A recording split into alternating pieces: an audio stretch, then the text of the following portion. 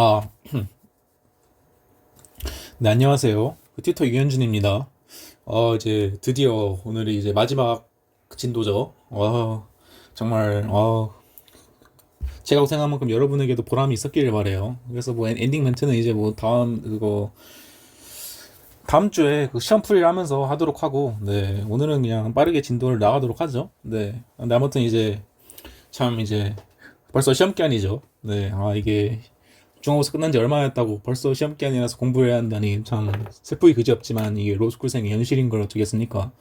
그래서 이제 뭐 네, 아무튼 근데 오늘은 네 진짜 그렇게 오래 안 걸릴 것 같아요. 그래서 이제 남은 게 이제 그 저번에 까먹은 아니 그거 저번에 그 안 한 동시범이랑 그다음에 이제 교사범, 그다음에 종범, 그다음에 이제 여러분 형총에서 마지막 고비인 이제 그거 공범과 신분범이 있죠. 네, 그래서 그것만 뭐 어떻게 빨리 마치면 이제 그래서 일단 오늘 계획은 그거를 이제 빨리 마친 다음에 이제 그 전체적으로 좀 총정리를 한 다음에 이제 마무리를 지을 생각입니다. 네, 그래서 네, 빨리 하도록 하죠. 그래서 일단 동시범부터 하면 네, 그 동시법은 일단 그 저번 강의 안에 그렇게 상세하게 안 써 있어가지고 네, 근데 이것도 뭐라 해야지? 중요하긴 한데 중요도에 비해서는 많이 안 나오는 내용이에요. 근데 그래도 이제 알면 좋죠. 그래서 이제 동시범위란 뭐냐? 이제 2인이 상호 간의 공동의 범행 교리 없이 동일 객체의 동시 또는 이시에 각자 범행을 시행하는 겁니다. 그래서 이게 쉽게 말하면 그거 여기 그거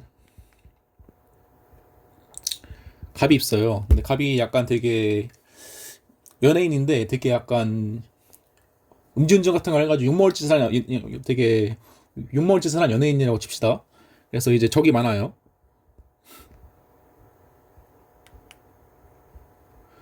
그래가지고 일단 뭐 첫 번째로 이렇게 그거 A가 와가지고 찌릅니다 칼로.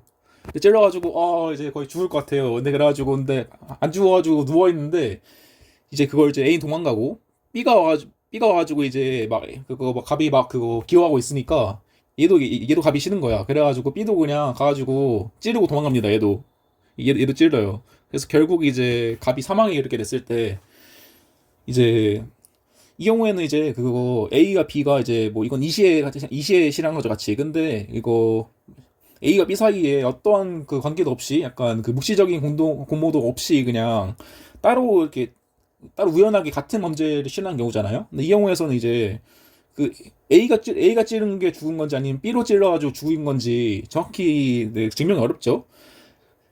그래가지고 뭐 예를 들어서 이제 뭐 그래서 뭐 그 갑의 시체를 뭐 부검을 했는데 이제 국가서에서도 이제 정확히 약간 그런 누가 찌른 것이 치명상이 됐는지 모른다고 칩시다. 그러면 이제 그것이 이제 동시범이 되는 거예요. 그래서 이제 아니 물론 이제 그거 검사가 그러는 무슨 뭐 이렇게 부검을 해가지고 정확하게 이제 누가 찔렀음을 입증을 한다면 당연히 이제 그 동시범이 아닌 건데 대부분의 경우는 이제 그렇게 입증하기가 힘들겠죠.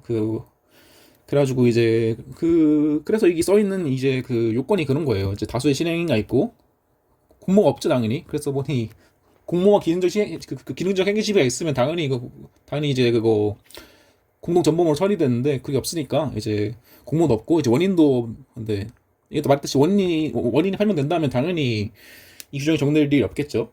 그래서 이제 이게 원칙이에요 헌법 19조가. 그래서 이제 그 동시범인 걸 전제로 그래서 이제 이렇게 경합한 경우에는 그 결과 발생이 원인행위에 판명되지 않은 경우에는 각 행위를 미수범으로 처벌합니다. 미수범으로.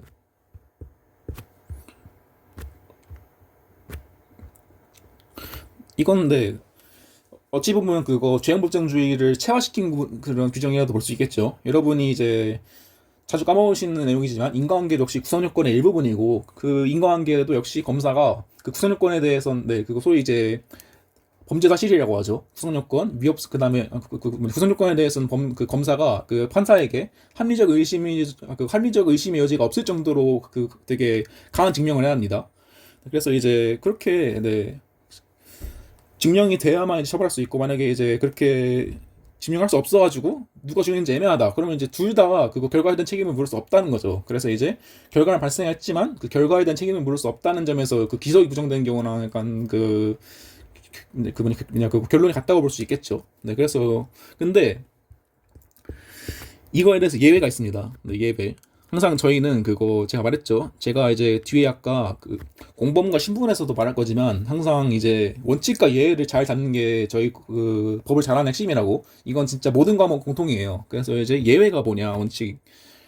그래서 이제 예외는 그 상해죄가 있습니다. 네, 이게 상해죄 같은 경우에는 그 이게 약간 상해가 되게 빈번하게 일어나기도 하고 상해죄 같은 경우에는 그 빈번하게 일어나기도 하고 뭐랄까 그렇게 빈번하게 약간 그 처벌 필요성 같은 게 있어가지고 어쨌든 이제 상해 같은 경우에는 조문에 독립행위 경합해가지고 상해의 결과를 발생한 게 한 경우에는 똑같죠. 그냥 그러니까 이거 뭐냐 동시범인데 그냥 상해의 결과가 발생한 경우에 대한 동시범인 거예요. 그래서 이거에 대해서는 공동정범에 의한다. 아주 다르죠. 그러니까 쉽게 말하면 얘는 그거 애매하면 그거 애매하면 책임질 수 없다는 거고 이 경우에는 애매하면 둘 다 같이 처벌된다 이런 거예요. 네. 아 결과가 다르죠. 네. 그래서 이제 그럼 조문이 있고 이제 근데 이제 당연히 이제 그거 상해죄나 이제 폭행치상죄 같은 경우에는 문제가 안 돼요. 둘 다 이제 상해 결과가 있잖아요. 이거에 서 문제되는 게 이제 그 상해치사죄와 폭행치사죄가 또 문제가 됩니다. 왜 문제가 되냐? 당연히 이거는 그 법문에 반하기 때문인데요. 당연히 이제 이거는 사망의 결과잖아요. 사망의 결과. 그래서 이게 상해치사죄나 그리고 상해죄나 상해치사죄나 그 해이태양은 유사해요. 근데 이 경우에는 사망 결과가 났는데도 이제 이거 법조문에서는 이제 상해 결과라고 써 있으니까 이제 그 사람의 뭐 네 그래서 그 경우에 뭐냐 그 이 사람의 그 피고인의 법조인 아니 피고인 변호인 입장에서는 당연히 이렇게 주장을 하겠죠. 네. 아 이거는 그거 조문에 상해 결과가 써 있다. 이거는 이제 사망 결과 안 써 있지 않냐. 그래서 이거 사망 결과도 쓰면 이제 이건 불리한 주의해석이다라고 주장을 하겠지만 저희 판례는 이제 그렇게 돼가지고 이제 그 학설이 있는데 합판검 있죠. 합판검. 그래서 이제 상해가 부수한 이상 이제 폭행치사 이거에도 이제 그러니까 쉽게 말하면 그거죠. 이제 그거 사망의 결과 안에 상해의 결과가 포함되어 있다는 거예요. 네, 그래서 무수한 이상 이렇게 인정하고 이제 부정성 당연히 아까 말한 대로 불리한 주의에서 금지 원칙상 부정하며 이제 이게 절중선은 이제 뭐 그런 게 있대요. 네, 아무튼 그렇게 됐는데 판례 같은 경우에는 이제 정확히 동시범의 특례를 규정한 263조는 맞죠? 이게 동시범 규정이고 이게 동시범의 특례 규정이죠. 원칙과 예외. 그래서 이제 그 제263조는 상해치사죄에도 적용된다라고 판시를 했습니다. 그래가지고 이거는 두 개로 그냥 경우에 따라서 이제 뭐 두 개 다 정리해두면 되겠죠. 뭐 부정선은 이제 당연히 뭐 법에 써 있으니까 이건 그래도 상해라 써 있는데 정반대로 사망으로 쓰는 건 안 된다라는 식으로 말할 수도 있고 그다음 긍정선은 이제 뭐 필연적으로 수반하고 그다음에 항상 나오는 그 만능 워딩 필요성이 있다. 이론과 실리의 조화라고 할 수 있겠죠. 그래서 이제 근데 그래서 이것과 이제 그렇게 쓰면 되는 건데 이제 여러분이 아셔야 될 판례가 이 판례는 그거 계획에서 많이 나와요. 그래서 근데 강간치상의 경우에는 이제 분명 이제 무슨 뭐 이거 가지고 이거 상해 결과라고 해가지고 이제 강간치상도 상해 결과가 있으니까 이것도 이제 제 263조에 적용되지 않는데 적용될 수 있다고 보는 경우도 있는데 판례는 이제 안 된다라고 보는 게 그 이유가 그 조문의 위치예요. 이제 보이죠 이제 263조라고 여러분이 이제 263조를 보면 그게 그 폭행과 상해 상해와 폭행의 죄라는 그 절에 그 25장이 있는 내용이에요. 근데 절 안에 있는 내용에 대한 상해죄 특례인데 이거를 다른 장에 있는 보호법익과 행위태양이 다른 범죄에서도 적용될 수 있다고 보기는 힘들겠죠. 네. 왜냐면 만약에 이게 약간 되게 상해 결과에 대해서 모든 상해 결과에 대해서 되는 법이라면 앞쪽에 있었겠죠. 뭐 예를 들어서 뭐 19조에 이런 식으로 있겠었겠죠. 근데 이 경우에는 이제 상해와 폭행의 죄의 그 절에 있는 그 절 부분에 있는 규정이기 때문에 이제 강간치상 경우에는 이제 그거에 대해서 이제 비록 상해의 결과가 발생했지만 적용되지 않는다. 네. 그래서 이제 조문 위치가 다르고 그다음에 보호법이니까 행위탕이 다르기 때문에. 근데 그렇잖아요. 이제 그거 상해죄와 이제 상해죄와 폭행치상죄는 되게 유사한 면이 있지만 강간치상죄는 약간 거의 결이 다르죠. 네. 이거는 저희 그 여러분들 저번에 배우신 그 공범에서의 그 질적 초과 있잖아요. 그것과 되게 맥락이 비슷한 거예요. 네. 절도를 공모했는데 갑자기 강간을 하나 나온다. 네. 그건 이제 보호법익과 행태양이 달라가지고 이거는 이제 그 질적인 그 뭐냐 그 질적인 초과가 있다고 보는 그것과 이제 그런 걸 이제 생각하시면서 이해하시면 될 것 같아요. 그래서 이거는 이제 그 계획에서 많이 나오니까 좀 알아두시고. 그래가지고 나오는 게 이제 이건 좀 어려운 문제거든요. 이제 잡기방출 폭행치사 사건 사례 이거를 제가 그때 결과적 가중보 하면서 좀 밀어넣은 부분이에요. 이게 그 뒤에 공범을 배워야만 이제 할 수 있는 내용이기 때문에. 그래서 이제 그 사안은 이제 갑은 병에게 넌 이제 그거 소위 이제 몸에 그 잡기가 씌었다. 그래가지고 안수기도 쉽게 말 이게 그 뭐냐 그 좋게 말하면 안수기도지만 안 좋게 말하면 패는 거죠 사람을. 그래가지고 안수기도를 하고 병이 승낙을 했습니다. 그래가지고 그 자리에 있던 그 갑의 동료 을은 이제 갑과 병한테 폭행했고 그 과정에서 이제 병이 죽었어요. 근데 이제 누구의 폭행이 원인인지 불명이라고 줬습니다. 근데 원래 이런 애매한 건 원래 줘요. 그러니까 이제 이 워딩이 있다는 건 당연히 이제 그 동시범 특례에 대해서 생각을 해보라는 힌트죠. 네, 그랬었는데 문제가 이제 갑과 을의 변호 입장에서 피고인이 가장 유리한 개체가 검토하라는 문제가 나왔습니다. 어렵죠. 이제 이게 아마 그 사시 문제였을 거예요. 아마 사시 맞나? 아무튼 근데 이래가지고 근데 제가 좀 우려하는 건 여러분이 막 무슨 뭐 이런 문제 보고 아 이거는 변시 안 나오는 유형이야. 뭐 변시에는 무조건 죄책만 물어봐 이런 식으로 건너뛰면 안 돼요. 왜냐하면 이게 네, 맞습니다. 사례형은 안 나옵니다. 이런 식으로. 근데 이런 유형이 기록형에 나와요. 왜냐하면 이게 이제 여러분 기록형이 멀리 있는 이야기 아닙니다. 벌써 이제 5월 말이죠, 벌써. 이제 아마 대부분의 사람들은 그 튜토리얼을 들을 정도면 거의 6월이 됐고, 그럼 이제 여러분 이제 거의 한 9개월 뒤에는 이제 기록형을 보셔야 되는 거예요. 아찔하죠. 네, 그래서 그래서 이제 형사기록에서 뭐가 나오냐? 보통 그거 하나는 변론연지 지서가 있고, 네, 오늘은 좀 그래도 시간이 여유가 있으니까 좀 하나는 그거 검토 의견서를 내요 보통.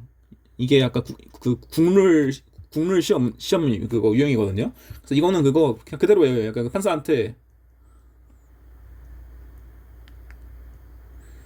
무죄라고 이제 무죄라고 논증을 하는 겁니다. 무죄 논증을 하는 거. 아니면 그 유죄면 이제 봐달라. 정상 변론을 하는 거죠. 여기서 그거 정상은 이제 그거 노말의 정상이 아니라 그 행위 상황에 약간 그런 거 있잖아요. 양형 무슨 뭐 아버지가 아프다 아니면 이제 합의했다 이런 식으로 되게 말하는 거고. 그다음에 이제 검토 의견 서는은 이게 뭐냐? 그러니까 이거는 약간 그거 소위 이제 약간 그 뭐냐 로펌 안에서 서로 회의하는 거예요. 야 이거 그래도 뭔가 야 우리 피고인 그래도 이건 누가 봐도 유죄인데 막 이런 식으로 서로 약간 그 내부에서 약간 으쌰으쌰하는 거를 이제 쓰는 거거든요. 왜냐하면 이게 원래는 이제 기록형에서는 변시에서는 이게 항상 이게 변론 유지서면 됐는데 이제 이거 약간 수험생들이 약간 매몰돼가지고 약간 무조건 무죄 논증만 하니까 얘 실력을 볼 수가 없는 거예요. 그래가지고 약간 객관적인 입장에서 쓰는 거죠 이제 객관적 입장에서.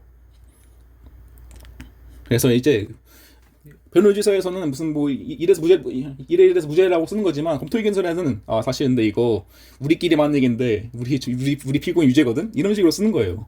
아무튼 근데 이게 기록형인데 여러분이 이제 이유형을 쓸 때는 당연히 이렇게 써야겠죠. 당연히 여러분 변호 입장이잖아요. 네, 유리하게 제가 검토해야죠. 네, 그래서 그래서 이게 좀 그래서 잡소리였고.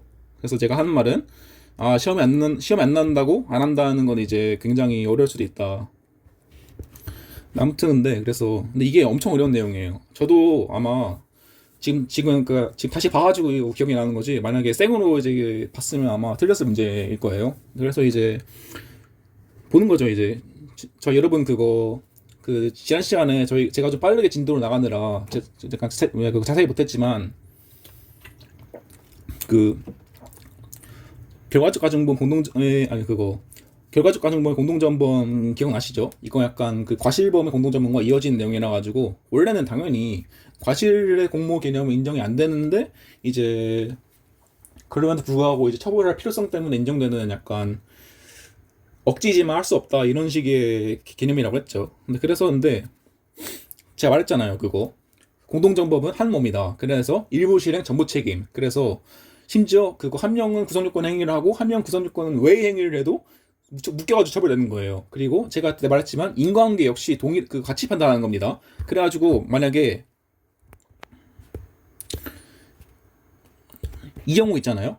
이 경우에서 만약에 그거 A가 B가 서로 그냥 따로 찌른 게 아니라 서로 이제 공모를 하고 같이 찌르다고 해요. 근데 누구 거로 찌르는지 불명한 상황. 근데 이 경우에서도 이제 이거는 무슨 뭐 인과관계가 이제 아니 A와 B는 누가 찌르는지 그거 명확하지 않으니까 우리는 미수범이라고 할 수 없죠. 왜냐하면 이제 결국에 이제 그거 일부 시행 전부 책임에 나와서 인과관계도 같이 포괄해서 판단하니까 결국에 A가 찔렀든 B가 찔렀든 결국에 A가 B 동시에 그러니까 A가 B가 주인 건 맞잖아요. 그래가지고 그런 개념에서 이제 같이 묶여가지고 인과관계 판단되는데 여기서 만약에 이제 그거 결과적 가정범위 공동정범을 부정하면 이제 묶이지가 않죠. 그래가지고 이렇게 따로따로 인과관계 판단할 실익이 생기죠. 그래가지고 이 경우에서는 이제 묶이면 서로 이제 묶이면 불리하니까 이제 처음에 이제 그 우리 피고인에게 유리하게 검토하기 위해서 같이 싸잡혀서 묶이는 인과관계를 방지하기 위해서 처음에 이제 공동정범을 부정할 필요가 있다는 겁니다. 네. 여기까지 이해되시죠? 그래서 이제 여러분 이제 이거에서 저희가 그래가지고 이 경우에는 이제 그 긍정서를 빼는 것과 이제 부정서를 빼는 걸 다 검토했죠. 근데 이제 그러면 이제 저희가 부정서에 따라서 이제 당연히 이제 과실에 있어서 아니 어떻게 공부를 하냐 불가능한 얘기다. 그래가지고 이거 성립할 수 없다. 그러니까 여기 써있죠. 이제 이게 만약에 이제 공동정범이 되면 이제 말했잖아요. 이제 그거 공모가 없어야만 공모가 없으면 동시범이라고. 그래서 그러면 이제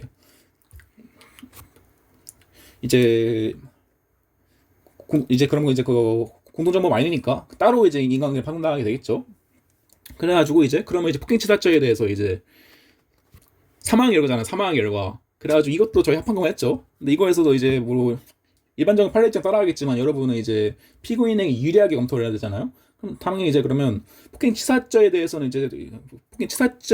이제 판례와 다르게 이제 이거에 대한 처벌을 특례를 이제 부정해야만 이제 왜냐하면 이제 그거 처음에 이제 공범을 부정했어요. 공범 부정해가지고 인과관계가 이게 묶이는 거 방지했죠. 근데 이거를 쓴다면 안 되고 이제 그 상해죄의 동시범 특례도 이제 부정해 줘야 되는 게 왜냐하면 그거 상해죄 동시범 특례가 적용되면 결국에 똑같잖아요. 근데 결국에 묶인단 말이에요. 그래서 이거를 방지해 줘야 이제 인간관계가 묶이는 걸 방지할 수 있고 비로소 이제 이쪽으로 돌아가가지고 원칙으로 돌아갈 수 있게 되는 거예요. 그래가지고 그러면 이제 각 행위가 미수범으로 처벌되겠죠. 그러니까 이제 서로 그거 따로따로 하는 게 아니라 아니 이제 싸잡혀서 이제 인간관계 판단하는 게 아니라 얘 따로 인간관계를 판단하니까 검사 입장에서 훨씬 더 부담스러운 증명이 되겠죠. 그래서 이제 이렇게 해가지고 이제 이 상해 결과는 이제 법무상 부정서를 내가지고 이제 불가다가 쳐버리고 그래가지고 이제 그거 이제 그거 따로따로 판단한다는 거예요. 따로따로 판단. 그래서 이게 만약에 뭐 문제 이렇게 되지만 만약에 내가 갑이 변호에 있는데 이제 을이 약간 빼박이다 이런 식으로 할 때 이런 식으로 해가지고 뭐 을은 이제 뭐 각각 과실에 따라 판단하니까 뭐 을은 이제 뭐 죄가 있는데 우리 피고인은 우리 봐봐 이거는 이제 공동전범도 아니고 특례 교주도 아니니까 우리는 따로 판단하니까 쟤는 이제 비록 죄를 지지만 우리 피고인은 인과관계가 없어 이런 식으로 이제 논증할 수 있는 여지가 있다는 거죠. 네, 그래서 여기까지를 쓰시고 그다음에 또 하나 쓰자면 이제 승낙이 있었죠. 이거에 대해서인데 그래서 이건 제가 말했잖아요. 위협성 조합 사유는 약간 별개의 쟁점으로 나오기보다는 좀 보너스 쟁점으로 나온다. 그래서 이거 쓰면 이제 그냥 뭐 플러스 1점 나오는 거예요. 그래서 이제 판례하면 승낙이 윤리적 도덕적으로 사회상규에 반하는 것이 아니어야 되는데 이거는 이제 이게 그래도 사람을 죽을 때까지 팼는데 당연히 사회상규에 반하겠죠. 아무리 승낙을 했어도. 그래서 이제 결국에 이제 이게 결론이 되는 거고 그리고 이거에서 그 TMI 사실 근데 이게 다 TMI이긴 한데 하나 더 TMI를 말하자면 이제 이 상해죄 동시범 특례에서의 이거 있잖아요. 이 소위 공동정범 A에 의한다. 이거는 이제 원래 보통 형사에서는 이게 뭐냐, 여러분도 알겠지만 그거 증명 책임을 그걸 검사지죠. 그리고 이제 엄격한 증명을 하죠. 근데 이 경우에서는 이제 반대로 이제 그거 되게 드문 입증 책임의 전환이라고, 이게 진짜 그거 매우 드물어요. 네. 형사에서 그 두 개밖에, 네, 그거 두 개 정도밖에 없어요. 하나가 이거예요. 그래서 너가 이렇게 묶이는 게 싫어? 그러면 이제 너가 증명해봐. 그래서 뭐냐, 그거 피고인에게 증명 책임이 돌아가는 되게 드문 경우 중 하나예요.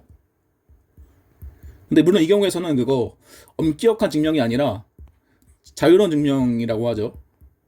당연히 검사 같은 경우에는 수사할 수 있는데 이 피고인 같은 경우에는 수사 같은 거 못 하잖아요. 그래서 그 법관 합리적 의심 배제할 정도의 그런 엄밀한 증명이 아니라 그냥 자유로운 증명 정도로 족하다는 게 판례가 있습니다. 그리고 이제 나머지 하나는 이제 그거 명예훼손의 위협성 조각사유에 대한 건데,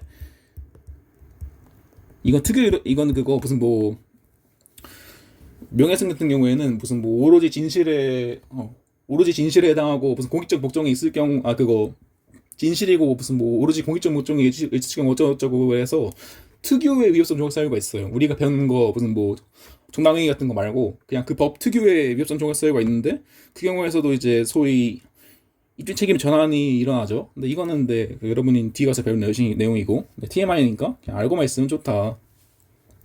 이 나머지는 다 했죠. 나머지는 그래서 결국 동시범에서 기억하는 게 뭐다? 원칙, 따로 처벌한다. 따로따로, 그러니까 그거 원칙은 인간관계가 불명확한 경우에 이제 그 재형법전주의 같은 거 원리에 의해서 결국에 결과된 책임을 이제 지울 수 없다. 근데 상해 결과의 경우에는 이제 특례 규정이 적용돼 가지고 이제 그거 둘 다 책임을 진다는 식으로 할 수 있겠죠. 그래가지고 일반 동시범은 따로따로, 그 다음에 근데 이제 동시범에도 상해 결과가 있거나 아니면 아예 그냥 아예 동시범이 아니라 공동정범이다 하면 이제 인과관계를 포괄적으로 판단한다. 이거 정도만 이제 알고 계시면, 네, 그래서 이거는 사실 이런 규정이 있다는 거를 기억만 하시면 틀릴 일은 없어요. 그래서 그 정도로 하고, 네, 다음 진도 넘어가도록 하죠. 교사범들은 사실 이게 맞아, 그래. 하나만 더 할게. 하나만 진짜 죄송합니다. 하나만 더 하면 이제 이 동시범 같은 경우에서 이것도 중요한 게 그 묵시적 공모와랑 구분을 하셔야 돼요. 묵시적 공모하고, 제가 항상 말했죠. 그거 사례에서 만약에 그거 공모가 없었는데도, 그러니까 이제 사례에서 공모가 없어요. 근데 그럼 이제 엄근진하게 이제 공동정범은 공모와 기능적 해지가 있어야 하는데 사례에 공모가 없어. 그러면 공동정범이 아니야. 그럼 동시범, 이렇게 하면 안 됩니다. 항상 묵시적 공모에 대해서 항상 판단을 해보셔야 돼요. 예를 들어서 이 경우가 있겠죠. 이 경우에서 보면 이거 공모가 있어요, 없어요? 여기 공모가 이거에서 이제 이거에 대해서 맹실적인 공모는 없죠. 맹실적인 공모는. 근데 이제 같이 그냥 서로 약간 그거 눈치로 이렇게 한 다음에 이제 무슨 비록 이제 맹실적 공모가 없지만 이제 그 판례 써주고 이제 그 공모랑 반드시 맹실적일 필요가 없고, 그 다음에 이제 그 무조건 공모 사전에 있을 필요가 없다는 판례를 저희가 본 적 있죠. 이제 그걸 판례 써준 다음에, 그래서 중요한 건 이 경우에서는 폭행에 대한 묵시적 공모가 있다는 거예요. 폭행에 대한, 네. 물론 이거에서인데 물론 근데 튜터님, 근데 이건 뭐예요? 그러면 이거는 폭행에 대한 이제 공모는 있지만, 폭행치상에 대한 공모가 있는 거에 대해서, 이 중한 결과에 대한 과실에 대한 과실에 대한 거죠. 이제 중한 결과에 대한 영향성이 있으면 처벌하는 건데, 얘들이 약간 우리가 폭행을 하는데 그거 실수로 죽일 정도 때리자 이런 식으로는 공모를 못 하잖아요. 그런 점에서 이제 공모는 없는데, 그래서 이게 사실 여러분 더 헷갈리게 맞는 것 같긴 한데, 아무튼 그래서 공모가 없다고 무조건 동시범이 아니라 항상 이제 묵시적 공모가 있는지를 체크하시라. 그래서 그 묵시적 공모 예시로 들면 여러분이 나중에 강간 때 그 판례를 보실 거예요. 예를 들어서 이제 누가 밤길에서 그 이거 그거 이건 내 그림을 그려줘. 이거 너무 빨리 없어진다 너무. 감남이 있고 이제 그거 을녀가 있는데, 그래서 그 감남이 을녀를 그 어디 그 길가 되게 그 으슥한 길가까지 끌고 돌아가가지고 강간을 합니다. 네, 쓰레기죠. 근데 이제 그에서 이제 그거 병이 지나가요. 지나가는데 본 거야. 근데 봤으면 신고를 해야지. 근데 그 갑이 그냥 그거 지나가는 거 봤으니까 아, 망했다. 야, 니도 와가지고 같이 하자. 이런 식으로 꼬셔가지고 얘도 같이 합니다. 쓰레기죠. 같이 강간합니다. 이거에서는데 당연히 사례에서는 공모가 없죠. 그래서 근데 이게 공모가 없으니까 동시범이다? 하면 그거를 안 된다고 했죠. 당연히 이 경우에는 무시적인 공모가 있는 거예요. 네. 그래서 그 무시적 공모의 대표 사례를도 말씀드렸고, 그래서 이제 항상 그 공모의 범위를 저희 말했잖아요. 저희가 판례가 공모의 범위를 되게 그거 넓게 해석한다. 무시적이라도 상관없고, 약간 서로 약간 그거 무시적이어도 모종의 의사일력이 있다고 볼 수 있는 경우에는 다 인정된다. 그리고 그 공모는 반드시 사전에 있을 필요는 없고 범행 중에 있어도 된다. 네, 그것까지만 이제 말씀을 드리고, 이슬먹는 거 말하는데 벌써 20분, 25분 이상 소요했네요. 네, 아무튼 빨리빨리 하죠 이제 그러면. 그래서 다음은 교사범인데, 사실 저희가 근데 할 만한 거 다 했습니다. 할 만한 거는. 교사범과 정범은 진짜 할 게 없어가지고, 저희가 일단 그거 제일 중요한 게 그 저희가 그 공범에서 그 제한적 조소 형식이 제일 중요한데, 저희가 다 말했죠 이미. 그래서 이제 그 공범은 협의 공범은 뭐냐. 그래서 이게 저희가 처음 말한 거 이제 또 이제 그 그림을 그려야겠네요.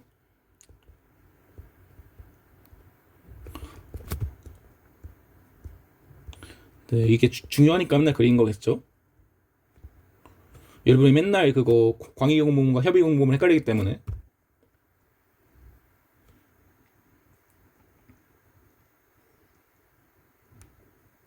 이게 그거 정범이고, 이게 협의 공범이라고 했죠.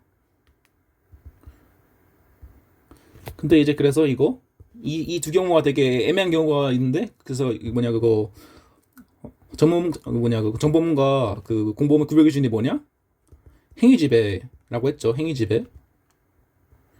그래서 근데 이 경우에는 이게 꽤 중요한, 아니 그 중요하기보다는 그 실제 사량에서 쓸 경우가 있는데, 그거 제 모듈이 없길래 좀 추가를 했습니다. 그래서 이제 네, 그래서 이제 그거 제가 이번에는 그거 이게 뭐냐 마지막 진도니까 그 한 번에 싹 정리해가지고 올리는 게 있을 거예요. 네, 그거에서 보시면 이걸 또 만들었거든요. 그래서 이제 그거 이제 그 정범과 그 협의 공범 다름없냐 적는다고 했죠. 그래서 협의 공범 이제 가장 중요한 게 공동정범인데, 거기서는 이제 일부 시일의 정부 책임의 정범 논리가 적용되지만, 협의 공범에서는 이제 제한적 조정 형식에 따른 논리가 적용된다고 했죠. 그래서 두 개 다른데, 그래가지고 판례는 뭐다? 행위지배설의 입장에서 공동정범은 기능적 행위지배에 있음에 반하여 종범은 행위지배가 없는 점에서 구별된다고 판시를 했고, 그래서 이제 중요한 게 뭐냐? 정범성 인정되기 위해서는 후손권에 해당하는 사건의 진행을 조정 장악하는 것 또는 사태의 핵심 형상을 지배하는 것이 필요하다. 즉 행위지배 필요하다고 했죠. 그리고 그 행위지배는 공동정범의 경우에 지능적 행위지배, 이제 간접정범의 경우에는 의사지배로 나타난다고 말했죠.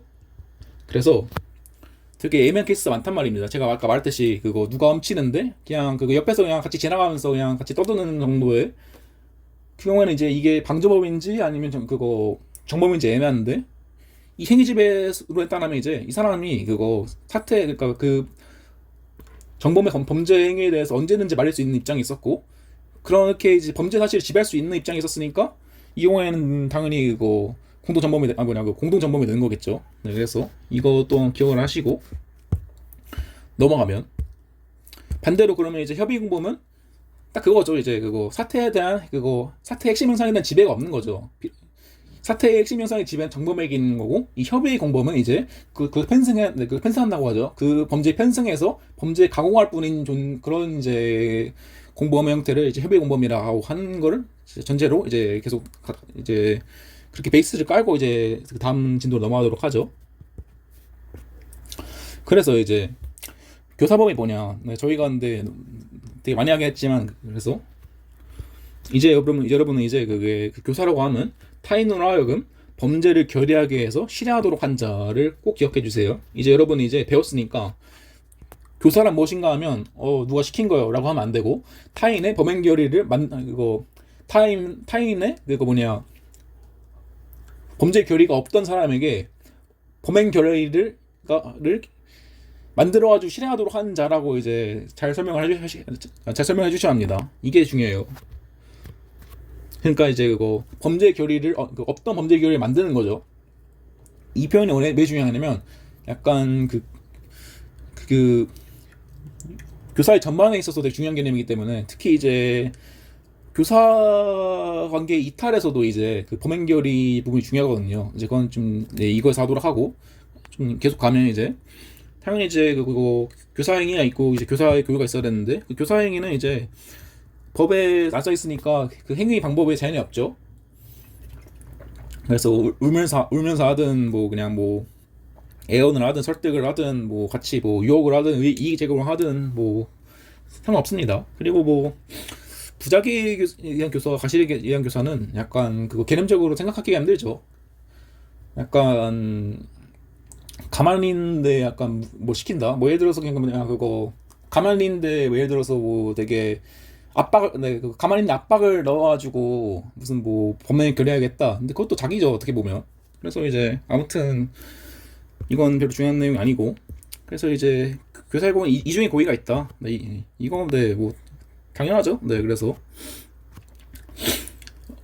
교사를 한다는 고의와 함께 내가 정범을 통해서 이 범죄를 실현시키겠다는 고의, 즉 그거에 대한 이제 그거에 대한 이제 인식과 의사가 있어야겠다고 하는 거죠. 네, 그래서 그건 넘어가고, 그래가지고 이제 중요한 게 이제 이거에서 피교사자의 범행 결의. 그래서 교사 행위의 범행 결의해야 하는 거고, 원래 범행 결의가 있는 사람한테 교사해봤자 이거는 실패한 교사에 해당하고, 아니 그 다음에 이제 뭐 그런 경우가 있어요. 이제 얘가 그거 교사를 했는데 얘가 거절해요. 근데 한 달 뒤인가 얘가 근데 다른 사정으로 얘가 교사한 범죄를 합니다. 근데 이 경우에는 그럼 이제 저희가 말했죠. 이제 그 왜 교사에서 범행 결의가 중요한지. 이 경우에는 이제 이 범행 결의, 글씨는 이해해 주실 거라 믿고, 이 경우에는 이제 갑에 의해서 갑이 교사해가지고 생긴 범행 결의가 아니라 그 자신의 사정으로 인해서 발생하는 범행 결의잖아요. 두 개는 다르죠.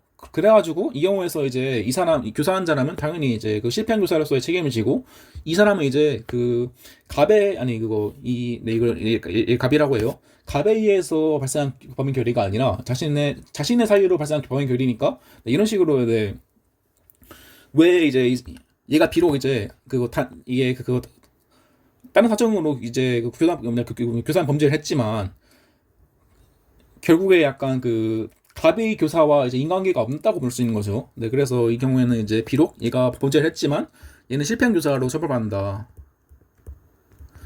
를 알고 계시면 되는데, 그래서 결국에 이걸 제가 근데 약간 저희 수업에서 그 실패한 교사에 대해서 한두 번 말하긴 했죠. 그래서 이 실패한 교사란 뭐냐? 되게 쉬운 거예요. 여기 이렇게 법에 써 있는 건데, 저희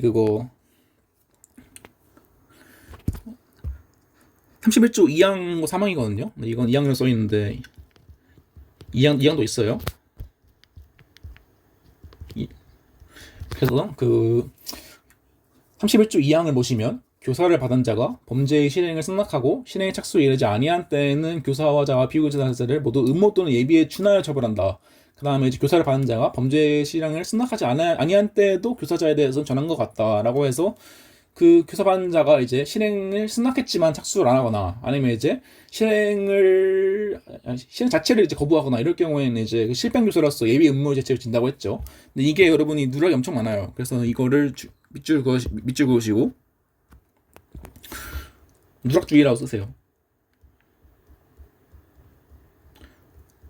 거의 약간 10명의 문제를 풀면 한 명만 쓰고 9명은 다 까먹는 그런 수준이거든요. 이 사람들이 약간 공범하면 이제 공동전범이랑 신문법만 이제 공부를 하다 보니까 약간 구멍이 나는 거죠. 그래서 이거 하나 기억하시고, 실패한 교사라 뭐냐 그 만약 교사를 했는데 실패했어. 아니 실패했대. 교사를 했는데 승낙 안 했어. 그렇다고 해서 무죄가 아니라 이 사람은 그 만약에 그 예비 음모죄가 있으면 예비에 준해서 처벌한다는 거를 항상 기억을 하세요. 네, 근데 그리고 이건 추가로 이제 네 아니다 그거 이것도 말했죠. 이걸 해서 그 판례 워딩이 그거 뭔 범행 결의가 그 교사자의 교사행위로 의해서 생긴 것을 보기 어려우면 실패한 교사로서 이 의무 또는 예비에 준하여서 처벌한다는 그 판례가 있으니까 뭐 그것도 나중에 한번 읽어보시고. 그래서 이제 실행이 나와야 된다. 그래서 그 실행이 나가지 않으면 실패한 교사로 처벌받는다라고 볼 수 있고, 그 다음에 이게 또 중요하죠. 이게 항상 그거 공범관계 이탈 또는 정범관계 이탈이 문제 많이 나와요. 이유는 모르겠는데 항상 같이 같이 결의하고 교사했는데 갑자기 중간에 쫄려서 그만둡니다.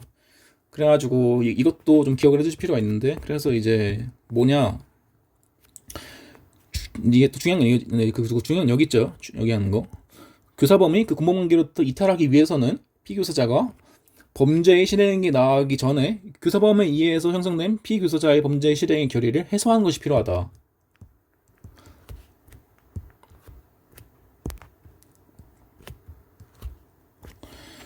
네, 그래서 되게 무슨 뭐 쉽게 말하면 약간 그거 일방적으로 무슨 통보해가지고 야 너 이제 내가 시킨 거 있잖아 그만해라고 하는 것보다 약간 저희 그 공무관계 이탈과 비슷하게 좀 되게 적극적인 조치를 취해야 한다는 거죠. 네, 어떻게 뭐 찾아가지고 무슨 사정을 하든 뭐 막든 그런 식으로. 그래가지고 중요한 거는 이제 그 범행 결의 해소란 게 중요한 거예요. 범행 결의 해소. 만약에 그만두라 했는데도 얘가 이미 약간 그 교사된 자에 의한 그 뭐냐 그거 교사한 자가 만들어진 범행 결의가 약간 그거 교사한 사람이 만료에도 불구하고 남아 있고 그 범행 결의에 의해서 범죄를 했다면, 네, 그 경우에도 이제 그건 이제 교사자가 범행 결의를 해소한 게 아니죠. 그래가지고 이제 그런 범행 결의가 누구에 의해서 형성됐는지를 찾는 게 제가 그냥 그 교사범에서 중요하다고 말씀드렸습니다. 그래가지고 이 사람의 범행 결의가 유지되고 있는지, 아니면 이제 이 사람이 약간 그거 그 교사에서 만들어진 그 뭐냐 결의안 약간 상관없이 약간 자신이 새로운 사정으로 범행을 했는지, 이렇게 범행 결의가 누구에 의해서 만들어졌는지를 판단하는 게 굉장히 중요합니다. 그래서 네, 쳐두세요 이거에서. 네.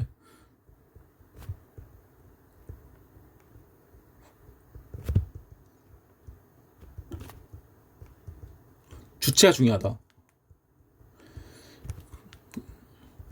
비록 교사범이 만류를 했어도 이 사람이 그 만류에도 불구하고 기존의 기존 범행 결의에 의해서 실행했다면 교사범은 그 만류행위에도 불구하고 범행 결의에 해소한 게 아니니까 교사범으로 처벌된다. 이거 정도 알고 있으면 이제 약간 거의 다 한 거예요. 교사범에서 이거랑 이제 이 그 실패한 교사 부분 누락하지 말라는 거랑, 그다음에 이제 이탈할 때는 이제 그 범행 결의 기존의 범행 결의를 해소해야 한다는 그 부분이랑, 그다음에 이제 이제 그거 교사의 착오 부분이 있겠죠. 그래서 이제 교사의 착오 부분이 이제 뒤에서 나오는데, 이거는 그거 저희 그때 그 지난 시간에 거의 다 했어요. 그 지난 시간 간접 정보할 때 그거 부분을 참고하면 돼요.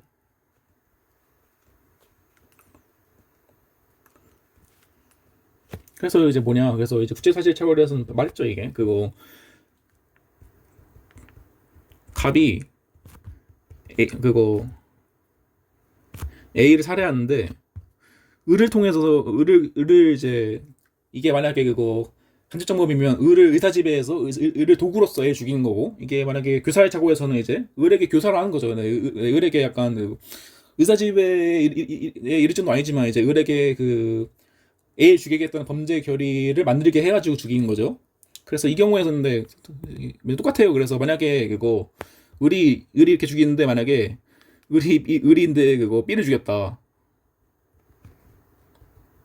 그러면 이제 이 사람 입장에서 이거를 이제 그 기차적으로 봐야 되냐? 아니면 얘 입장에서 이 방법을 착오로 봐야 되냐? 을 입장에서는 이제 이거 B를 A인 줄 알고 죽였으니까 개체의 착오인데, 그거 갑 입장에서는 내가 그, 그 을을 통해서 A를 죽이는 과정에서 그 실수로 B를 죽인 거니까 방법이 처벌가 되겠죠.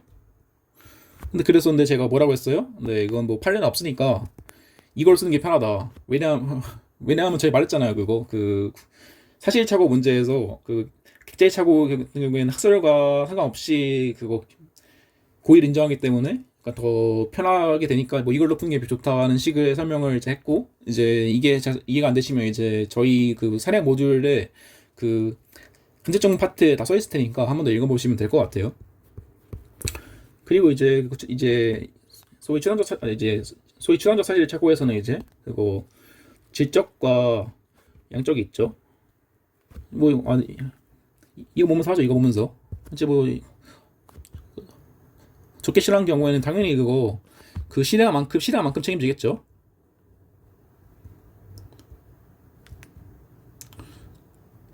그러니까 이게 소위 저희가 맨날 말하는 게 그 중한 고의에는 이제 중한 고의에는 교환 고의가 포함된다고 말하잖아요. 중한 교사에는 당연히 이게 뭐냐 경한 교사도 포함되는 거겠죠. 그래서 뭐 강도 교사였는데 절도했다. 그럼 당연히 이거 절도 교사범을 성립하는 겁니다. 물론 이제 강도에 대해서는 이제 실행이 없었으니까 이 경우에는 실패한 교사가 되겠죠. 그래서 이제 강도 예비 음모의 상당수 경합범이 된다. 이런 거 누락 주의하라는 거예요. 이런 거. 그래서 제가 말했지만 그 예비 음모 중요한 거 뭐 말했죠? 살인, 강도, 강간.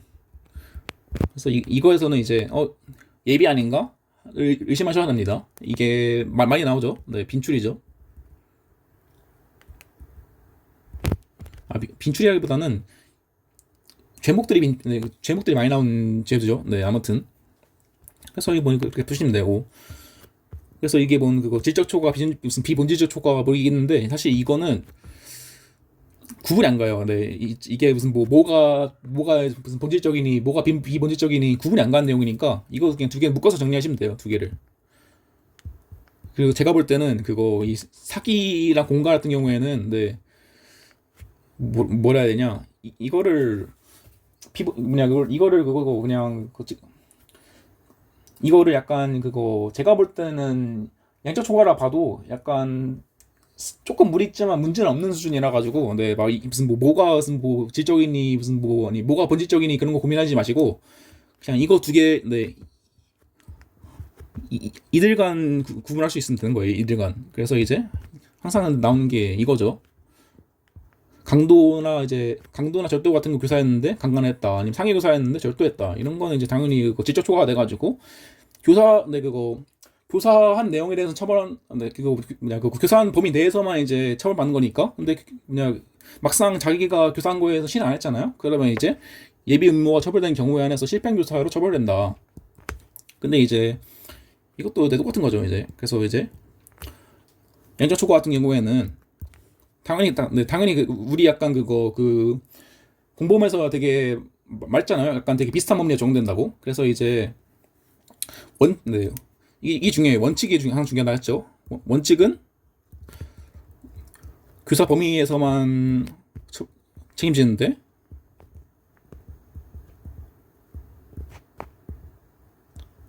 예외적으로 중한 결과가 있는데 성이 있으면 이거에 대한 결과적 가정범을 처벌 안 하다라는 논의를 했었죠. 저희가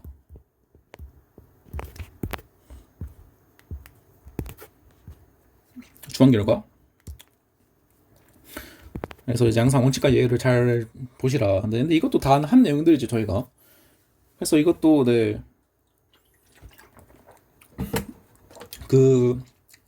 공동정범에서도 되게 이런 지적 초과 같은 부분이 되게 중요한 부분인데, 뭐 비슷한 내용들이죠. 근데 다만 이제 공동정범의 경우에는 이제 이 교사한 범위가 이제 공무원 범위로 바뀌겠죠. 그래서 이제 공무원 경우에서도 이제 약간 양적 초과가 있는 경우에는 그 사람에게 원래는 원칙은 공무원 내용에 대해서만 책임을 지는 거지만, 만약에 그 사람에게 중한 결과가 예행 가능성이 있었으면 결과적 가정범으로 처벌한다는 내용은 똑같다고 했습니다. 그래서 이제 보시고, 이건 또 이제 교사의 교사인데 이거는 굳이 학판구까지 할 필요 없고, 그냥 뭐 이거 정도만 알고 있으면 돼요. 뭐 그냥 뭐 교사의 뭐냐 그 교사의 교사도 이제 우리 헌법이 그 교사의 헌법에 제한 안 두고 뭐냐 제한 두고 있지 않 아니 제한을 두고 있지 않으니까 얼마든지 처벌할 수 있다 정도로 보시면 되고 이것도 읽어보세요. 이것도 실패한 교사와 되게 비슷한 부분이고 네 읽어보시면 되고 그러면 이제 남은 게 이제 종범이죠. 종범은 진짜 할 거 없습니다, 여러분. 어, 아, 그래서 이제 나오는 게 그거 타인의 범죄를 방조한 자는 종범으로 처벌한다. 그리고 이거는 이제 필수적 관계 사유죠. 이거에 원래는 그거 심신미약이 있었는데 심신미약은 이제 그거 뭐냐 그거 개정돼 가지고 임의적 감면으로 됐다고 말씀드렸죠 제가. 그래서 이제 말하는 게 이제 방조란 뭐냐? 네, 그냥 그거 정범의 범죄 실행을 용이하게 하는 모든 행위라고 합니다. 그래서 이제 그 방조 써있죠 여기. 그래가지고 이것도 그 뭐냐 이것도 그 교사와 마찬가지로 그 제한이 없어요. 방법의 제한이 없어요. 그래서 이게 다 판례예요 이게 다. 그래서 이게 뭐 물질적으로 방조를 했든 무슨 예를 들어가지고 얘가 널 죽인다는데 뭐 흉기를 보여준다든지 그런 것도 되고 당연히 그 다음에 이제 그거 얘가 만약에 그거 원래부터 약간 그거 범죄 결연이 있었는데 약간 되게 망설이고 있어. 근데 약간 그 옆에서 그냥 야 그거 뭐냐 그냥 해버려라고 이렇게 말해가지고 얘가 결국 실행했다는 거야. 이 경우에는 그거 이 해버리려고 한 사람이 범죄 결의를 만든 건 아니지만 이 사람의 실행을 가능하고 용이하겠다고 볼 수 있죠. 그리고 이제 우리 헌법은 이제 그 방조행위의 행위 태양에 대해 그 제한 안 두고 있지 않으니까 당연히 물질적, 정신적 방조 다 되고 부작위 방조도 당연히 가능한 거든. 네, 그거 되겠죠 당연히. 뭐 당연히라보다는 이게 판례들이 많아요 이거. 근데 이거는 이제 제가 그 저희 모듈에서 할 때예요. 모듈에서 이거는.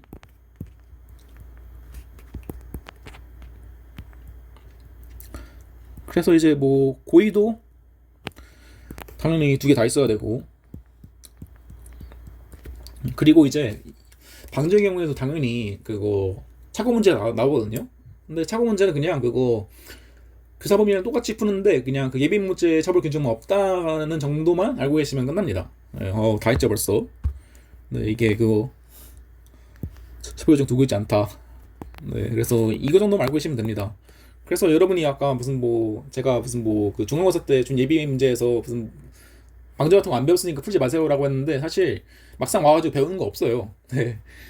이런 케이스 여러분이 굉장히 많이 보실 거예요. 막 뒤에서 배워야지 하고 넘어갔는데 막상 뒤에 가니까 배우는 게 없어. 이런 거죠. 네. 그냥 그래서 뭐 이중에 고의가 있어야 되고 그냥 범죄 실행을 용이하게 해주는 거는 모든 게 다 된다. 그리고 소위 그 부작위 방조도 되고 이제 뭐냐 그 표면적 방조라고 그 정범은 이 방조가 있는 걸 모르는데 그 경우에도 이제 뭐냐 그 경우에 그 경우에 방조 성립할 수 있다는 판례가 있거든요. 근데 그거는 이제 제가 뒤에 모듈에서 한다고 했고 그래서 넘어가면 이제 드디어 나오는 이제 공범과 신분이 나옵니다. 아 벌써부터 머리가 아찔하죠. 오늘 빨리 끝내려고 했는데 아무튼 이 부분이 여러분이 진짜 그 제가 우리 그거 형총의 그 3대 장애물을 3대 산맥을 고르자면 네. 첫 번째가 이제 그 구성요건 네 그거 뭐냐 첫 번째가 이제 구성요건 차고고 두 번째가 이제 위전착이고 세 번째가 이제 이 공범과 신분이에요. 그만큼 엄청 복잡한 내용이고 이거를 그냥 때려 외우면 진짜 공부하기도 힘들고 풀기도 어렵고 진짜 어려워지거든요. 그래가지고 약간 이 경우에서도 제가 그 백그라운드 스토리를 제 모듈에서 좀 풍부하게 설명드릴 거예요. 그래서 일단 기본을 하면 이제 저희 이제 그 헌법 제33조에 신분관계로 인하여 성립될 범죄에 강호한 행위는 신분관계가 없는 자에게도 제3조의 규정을 적용한다. 단 신분관계로 인해서 형이 경중에 있는 경우에는 중한형을 바르지 아니한다. 이걸 뭐냐 읽기만 해서 무슨 말인지 하나도 모르겠죠. 그런 거예요 그냥. 예를 들어서 이제 그 엄마가 약간 그 그거 엄마 아들이 약간 아버지한테 학대를 당해. 근데 그래서 이제 엄마가 아들을 좀 교사해가지고 야 그거 너희 아버지 그냥 맨날 술만 먹고 하는 일도 없는데 그냥 죽여버려라라고 어떻게 교사를 해요. 근데 이제 그러면 이제 당연히 그거 죽인 아들은 당연히 그거 법에 따라서 이제 존속살해죄로 처벌받겠죠. 근데 이제 그 교사한 사람은 있잖아요. 이제 이게 협의 공범이죠. 근데 이제 그 교사한 사람은 이 사람 그 뭐냐 그 죽은 아버지와 약간 직계 약간 좀비속 관계가 없잖아요. 그래가지고 이 사람을 그냥 뭐냐 일반 사례 교사로 처벌할지 아니면 그거 이 일반 원칙에 따라서 그 공범 정범을 종속되니까 그 정범에 처벌되는 거와 똑같이 이제 이 사람을 그 아내를 아니 어머니를 그거 존속 사례로 그 교사로 처벌할지 무슨 그거에 대한 문제가 있는 거예요. 그래서 이게 항상 이게 그래가지고 죄 신분 관계 있는 경우에서 좀 달라지는데 그래서 이게 그거 신분 같은 경우에는 이제 두 개 있거든요. 여기서 신분은 진정 신분범이 있고 분인정 신분범이 있어요. 분인정 신분범이 있는데 얘는 진짜 그요 이 신분이 있어야만 범죄 성립하는 거예요. 예를 들어서 이제 저희가 맨날 허관을 벗는 뇌물수수자 그거 뭐냐 그 뇌물수수자가 있겠죠. 이 경우는 이제 신분이 있으면 가중되는 거예요.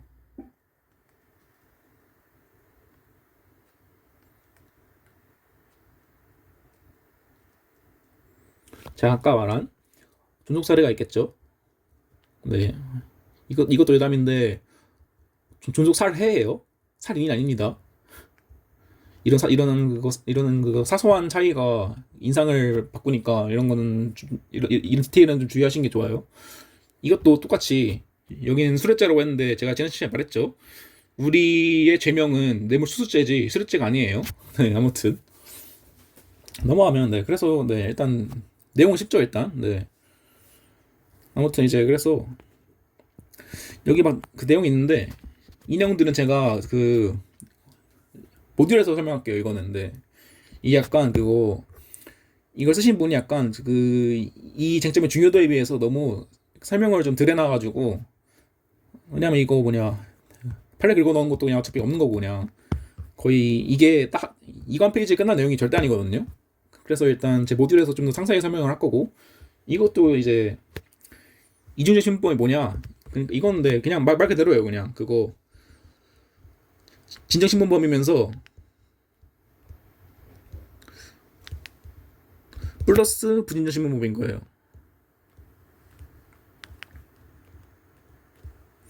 이거에 대해서는 딱 두 개만 기억하면 돼요. 네, 업무상 배임죄랑 모해 이중 구사죄. 아무튼 네 이거는 그거 학살 대립이 있는데 이건 당연한 거죠 이거는. 그러니까 이게 저희가 업무상 과실치라는 배웠죠. 그래서 이제 사람이 사회생활상의 지혜에 기하여 계속적 반복적으로 행하는 사무로 이제 하면 사무에서 이제 그런 이제 그런 주임을 했다면 이제 더 중하게 처벌되는데 그래서 이제 업무상 처벌되니까 이게 부진정 신분범이기도 하고 그 배임죄는 이거는 그래도 이제 배임이 뭔지 아시죠? 배임죄랑 이제 그 타인의 사무를 처리하는 자가 타인에게 손해를 줌으로써 이득을 챙긴 경우에는 이제 그걸 배임이라고 하는데 타인 사무를 처리한 네, 이걸 약간 그거 반대로 말하면 타인의 사무를 처리한 자가 아니면 배임죄 주체가 아닌 거예요. 그래가지고 진정 신분범 요소와 부진정 신분범 요소가 다 있죠. 그러면 이제 이거를 이제 이중의 신분범이라고 하는 건데 이 경우에서 여러분이 막 되게 어렵게 볼 이유가 없어요. 네, 근데 이거는 이제 제가 이것도 역시 제 모듈에서 설명할게요. 이거는 그거 그냥 말로 해서는 잘 이해가 안 되고 사례를 보면서 설명해야 이게 이해가 되기 때문에 그래서 이제 뭐 이것도 제 모듈에 있고 아무튼 네 그러면 이제 그거 강의는 다 끝났으니까 네 좀 빠르게 일단 제 모듈을 보고 끝내도록 하죠. 네 여러분 그러면 이제 바로바로 넘어가도록 하죠. 그래서 이제 저희가 이제 그거 교사가 방조는 뭐냐 협의 공범이다. 그리고 이제 네 그거 저희가 그 공동점검에서 실행 착수 시기도 그 일부가 실행 착수하면 모두에게 실행 착수가 인정되는데 이 협의 공범에서는 당연히 그거 협의 공범은 정범을 종속하니까 정범이 실행 착수해야만 이제 공범에게도 실행 착수가 인정되는 겁니다. 당연히 이제 그거 정범이 만약에 실행 착수를 안 했다면 이제 아니 뭐냐 실행 착수를 했다면 이제 그거 동일하게 아니 뭐냐 실행 착수했는데 만약에 그거 기소에 이르지 아니었다면 이제 그 미수에 대한 교사의 약간 미수에 대한 교사의 죄책을 지는 거고 만약에 실행 착수조차 안 했다면 이제 저희가 봤듯이 그 31조 2항에 따라서 이제 그 예비 의무에 주인에서 처벌되겠죠. 네, 그건 이제 당연한 거고. 그래서 이제 교사라는 이제 뭐냐 타인에게 범죄 실행 결의를 생기게 하고 이 결의에 의해서 범죄를 실행하게 하는 자라고 일반적인 설명이 있죠.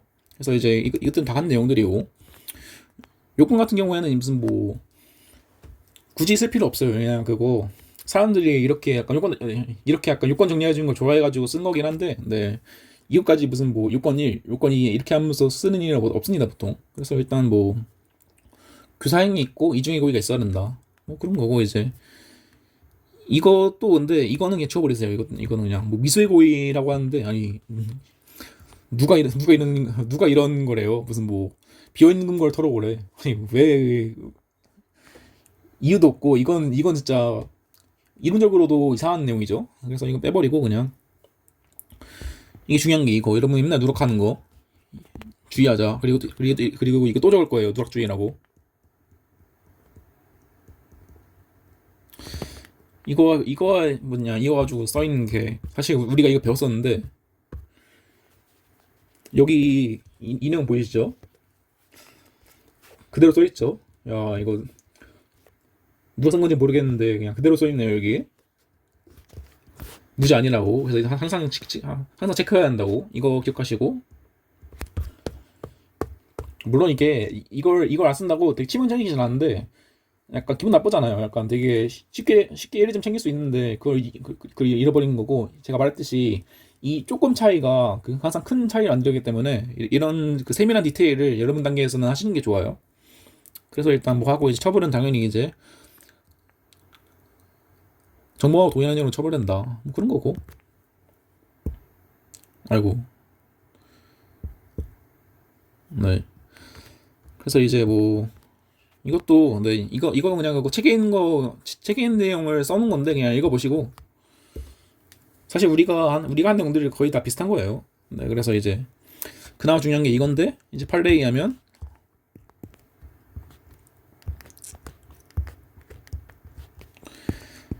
피교사자가 이제 범죄 실행에 나가기 전에 이제 교사범에 의해서 형성된 피교사자의 범죄 실행 결의를 해소하는 것이 필요하다. 그래서 이제 그거 처리함과 동시에 이제 범죄 사실 실행 방지하기 위해 진지한 노력을 하여 이제 범죄 결의의 사정을 제거해야 된다. 그냥 단순히 그냥 전화해가지고 하지 말라고 하는 건 안 된다. 그래서 약간 비슷한 법리가 보이죠, 약간. 네, 그래서 그런 거는 이제 하는 거고 이것도 저희가 그거 다 한 내용들이에요. 이제 이거는 이제 네 그거 참조하시고 네, 굳이 또 하지 않을게요. 거의 2번 설명했으니까 지금까지 이것도 이제 나오는 거죠. 이거에서 제가 그거에서 이게 문제가 됐는데 이제 그거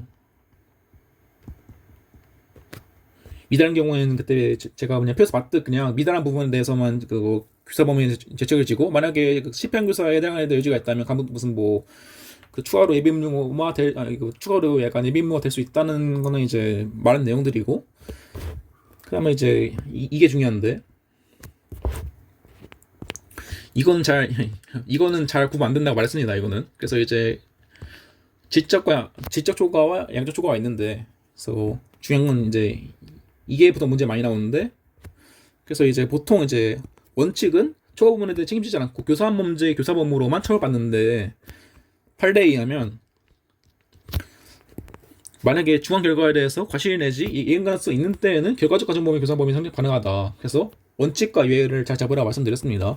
원칙은 공모와 똑같이 그러니까 그거 공동전문과 똑같이 그 교사 범위 내에서만 공무원 범위 내지 교사한 범위 내에서만 책임을 지는데 만약에 이런 중한 결과가 발생했어요. 근데 중한 결과가 발생했는데 이거에 대해서 예행 가능성이 있을 때는 결과적 과정 범위 교사 범위 될 수 있다는 거죠. 그래서 이게 약간 나온 그거 꽤 자주 나온 문제 중 하나가 그 갑이 을한테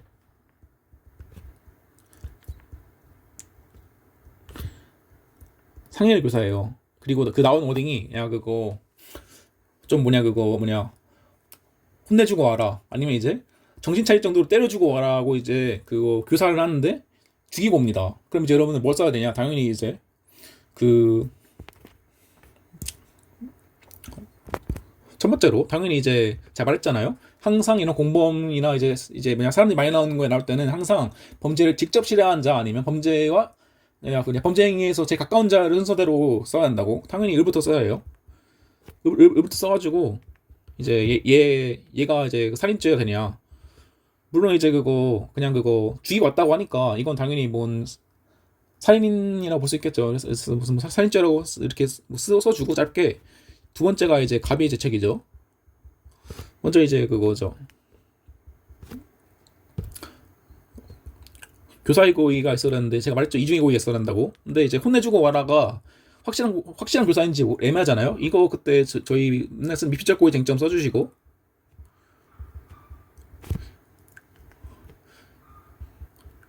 쓰면 되는 거고. 그다음 두 번째로 이제 그거 양적 초과에 대한 부분이죠. 그거 상해를 교사했는데 살인을 하고 오는 거는 그거 이 범죄가 무슨 뭐 보호법익과 그거 행위 태양이 아예 다르다기보다는 비슷한 범죄죠. 그래서 이거는 양적 초과인데 양적 초과 취급해서 제가 말했죠. 원칙은 교사한 범위 내에서만 원칙은 상해 교사인데 상해 교사인데 예외적으로 사망의 결과에 대한 과실 내지 예행 가능성이 있을 경우에는 예외적으로 그거 예행 가능성 그거 아니지. 응? 상해 치사죄가 되는 거죠. 치사죄의 교사 범위 되는 거죠. 이런 거예요. 네. 이게 약간 틀이 보이시나요? 그래서 항상 제 문제 하는 사람부터 해야 깔끔하다고 했습니다. 당연히 예를 들어서 그거 아니다. 근데 이 부분은 뭐 굳이 할 얘기 없는 내용이니까 그냥 넘어가도록 하고 그냥 그런 거예요. 그냥 그거 열심히 갑에 대해 설명했는데 만약에 을이 죄를 안 지면 그동안 논의한 게 쓸모 없어지잖아요. 그런 거예요. 협의 공범은 정범을 종속하니까 그 기본기를 항상 잊지 마시고. 그래서 이제 뭐 이런 사소한 문제는 그냥 두 개 혼용하니까 넘어가고. 그래서 이제 뭐 책 능력 자고는 뭐 포함 안 된다. 뭐 이것도 그냥 뭐 읽어보시고. 그다음에 방조범 우리가 나오는 거 그냥 비표적 공범이다. 이제 당연히 이제 이것도 협의 공범이니까 제한적 조정 형식이 있다. 그다음에 당연히 이건 똑같이 방조행위, 그다음 정범의 고의, 아니 이중의 고의가 필요하다. 그리고 판례에 따르면 이제 모든 형태의 방조가 가능하다. 근데 이제 부작위한 방조 가능한데 이 부분은 이제 이거는 그냥 똑같은 거로 보시고 이걸 보면 돼요. 그래서 이제 부작위에 대한 일반 법리가 방조범위에 적용돼요. 그래서 저희가 맨날 봤던 무슨 보증인지가 필요하고 행위적인 동작성이 있어야 되고 그런 내용들이 다 그냥 그 부작위 방조범 판례에 다 들어와 있습니다. 그 내용이. 그래서 그대로 쓰신 다음에 그 다음에 이제 그 방조범과 교사에서는 이제 그 방조범에서는 이제 공모가 필요 없죠. 당연히. 그래가지고 소위 표면적 방조행위도 가능하다. 정범은 그러니까 이거 딱 이 경우잖아요. 이거 참고의 경비범은 이제 그냥 누가 훔치러 오는 걸 봐요. 근데 귀찮아. 근데 뭐 신고도 하기 귀찮고 가가지고 증언하기도 귀찮고 그래서 그냥 지켜봅니다. 그냥 어차피 이 창고 중요한 거 없으니까 그냥 그래 훔쳐가라 하고 이제 있는데 당연히 근데 그 저법은 당연히 내가 들켰고 경비원이 날 봐주고 있다는 사실을 모르잖아요.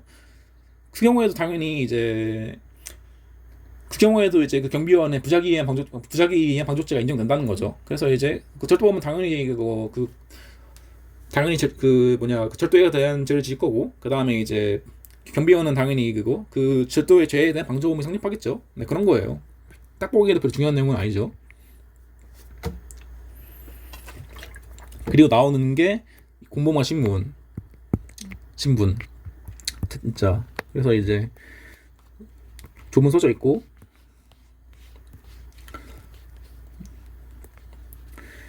이거 기억하라고 하는데, 이거는 이거에서 설명할 겁니다. 이거에서. 그러니까 쉽게 말하면 이거 신분이 없는 자에게도 이 공범 규정을 적용하니까, 쉽게 말하면 이제 너 신분이 없지만 그 신분 있는 자와, 아니 너 신분이 없음에도 불구하고 신분이 있는 자와 같이 책임을 진다는 그런 요소가 있고, 그 다음에 이제 단서에서는 이제 신분이 없는 사람은 무관형을 벌하지 않는다라는 그 책임의 개발화가 두 개가 상충한 거죠, 어찌 보면. 그래서 이 두 가지 원리를 어떻게 조화시키는지를 이해할 겁니다, 저희가 이따가. 그래서 이제 이거 규정 형식은 이제 비신문제 신문제는 규정되어 있다. 이것도 중요합니다. 이게 중요하다보단 약간 외우기가 편해져요. 이게 약간 조문에 써 있는 건 비신문제 신문제니까 약간 어떻게 해결하겠다라는 거를, 약간 그래서 이 조문을 활용하시면 훨씬 덜 외울 수 있기 때문에 써놓은 거고, 이것도 어떤 의미인지는 뒷걸 하면 다 이해가 될 거예요. 그 다음에 이제 신분은 이제 당연히 개인의 특수한 상태에 속하는 행위자 관련된 요소다. 그래서 이것도 그냥 좀 더 추가 설명을 하면, 이제 이런 요소 중에서 행위 관련 표지가 있고, 행위자 관련 표지가 있어요. 이거에서 되게 잘 쓰인 걸 위주로 좀 설명하자면, 이건 고의나 저희 재산범죄에서 불법 행위사가 필요하다고 했죠. 그리고 그 다음에 이제 목적이라고 하죠. 그 다음에 이제 행위 자가 관련, 그러니까 이거 행위에 대한 내용이 아니라 행위 자와 관련된 내용이죠. 이제 신분. 그 다음에 이제 여러분이 맨날 나오면 틀리는 상습범. 이게 다 이제 이렇게 볼 수 있다는 걸 전제로 이제 보시면 돼요. 그래서 이제 당연히 신분은 이제 행위 자와 관련된 요소죠. 그래서 이제 여기 써있네 그대로. 이건 이제 행위 관련된 표지는 원칙적으로 신분 개념에 포함되지 않는다. 근데 이제 원칙이란 말은 예외가 있다는 거겠죠. 이건 근데 단 이거에서 보면 되고, 아무튼 그래서 나오는 게 이제 이거죠. 진전신분범과 부전신분범이 있는데, 얘는 이제 당연히 일정한 신분이 있어야 성립하는 범죄고, 이것도 뇌물수수죄가 정확히 씁시다 우리는. 그 다음에 이제 이거는 범죄 성립하는데 신분에 의해서 형이 가중도 감경인데, 감경의 경우는 거의 없어요. 네, 이건 거의 지우져 됩니다 거의. 왜냐하면 이거 그나마 있던 게 이거였거든요. 그나마 부진적 신분범에서 그나마 나와 있던 게 이 영아살해죄였는데, 여러분이 기억을 하실까 모르겠지만 이제 앞에 설명한 적 있었는데, 이거는 없어졌어요. 네, 개정으로. 당연하죠. 근데 이게 듣기만 하면 이게 애를 죽이면 더 심하게 처벌하나 보다라고 하는데 반대였어요. 네. 오히려 약간 산모가, 말자 신분무예라고, 어머니가 약간 그런 좀 되게 치욕적인 모시기 해가지고 되게 상황 참작을 할 수 있는 상황에서 애를 죽였을 경우에는 봐주는 그런 되게 해괴망측한 법이었는데, 네, 이번에 당연히 없어졌죠. 그래서 의미 없는 거예요. 그래서 그 다음에 이거 좀 구분된 경우로 소극적 신분이 있어요. 이게 소극적 신분은 말 그대로 진정 신분범의 전반대예요. 그러니까 진정 신분범의 경우에는 일정한 신분이 있어야 범죄가 성립하는데, 이 소극적 신분은 반대로 신분이 없으면 범죄가 성립하는 거예요. 예를 들어서 이제 의료행위나 이제 저희 그냥 두 개 거의 다예요. 두 개가 의료행위, 그 다음에 이제 변호행위, 두 개 다 이제 일반인이 의료행위를 하거나 이제 의료행위를 하거나, 아니면 변호 행위를 하면 당연히 그거 죄가 되는데 의사가 의료 행위하거나 변호사가 변호하는 건 아무 문제도 안 되죠. 네, 그런 거예요. 근데 그것도 이제 뒤에서 짧게 할 거고 이제 지금 시작을 하죠 이제. 일단 먼저 할 거는 이제 목적을 신문으로 볼 수 있는지 여부.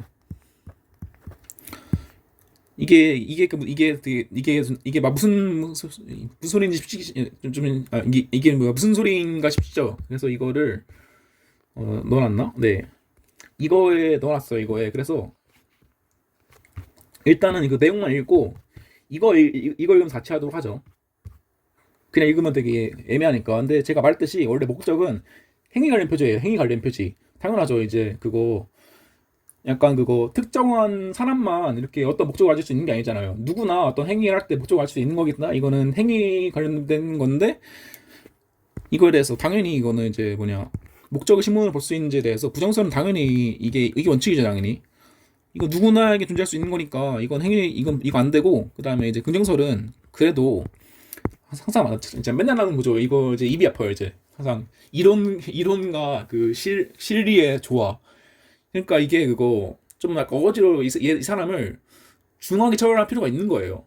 그래가지고 이렇게 한 거죠. 그래서 어거지 놀이를 하는 겁니다. 그래서 목적 가진 자가 이렇게 처벌하는 경우에는 행위자 관련 면적 표지가 될 수도 있다라고 해서 긍정하는 거예요. 근데 이론적 근거는 부실하죠. 판례는 근데 그래도 필요성이 있으니까 긍정설의 입장에서 모해이중죄 그거 제가 말했죠. 그거 그 이중의 신문법에서 그 나올 수 있는 게 항상 그 모해이중죄 아니면 이제 그 업무상 배임죄에서 이제 모해이중죄에서 모해의 목적은 신문관계로 인해서 형이 경중에 있는 경우라고 판시를 했다. 사실 말도 안 되는 겁니다. 그래서 약간 진짜 학자분들이 되게 그 길을 쓰고 비판한 것 중 하나예요. 네. 그래서 이제 이거는 가지고 뭐 부정설에서 뭐 하고 당연하죠. 이거는 이제 뭐냐 원래 부정설이 타당한데 그래도 부정설을 어거지로 말 지어낸 겁니다. 무슨 목적 없이 외부적으로 표현돼서 행위자에게 종속될 경우 신분일 수 있음을 부정할 수 없으므로 부차하죠. 이제 여러분들 판례에서 맨날 나오잖아요. 무슨 뭐뭐 없음을 부정할 수 없다. 뭐뭐하지 아니하다고 볼 수 없다. 이런 식으로 이중의 부정이 왜 나오는지 이제 알겠죠. 애매하니까 그런 거예요. 자기도 약간 자신이 없는 거죠. 네. 아무튼 이제 그래서 보면 이제 중요한 게 이건데 그래서 항상 그 공범과 신분 공부할 때 그거 대부분의 사람들은 항상 이 표만 때려 외워요.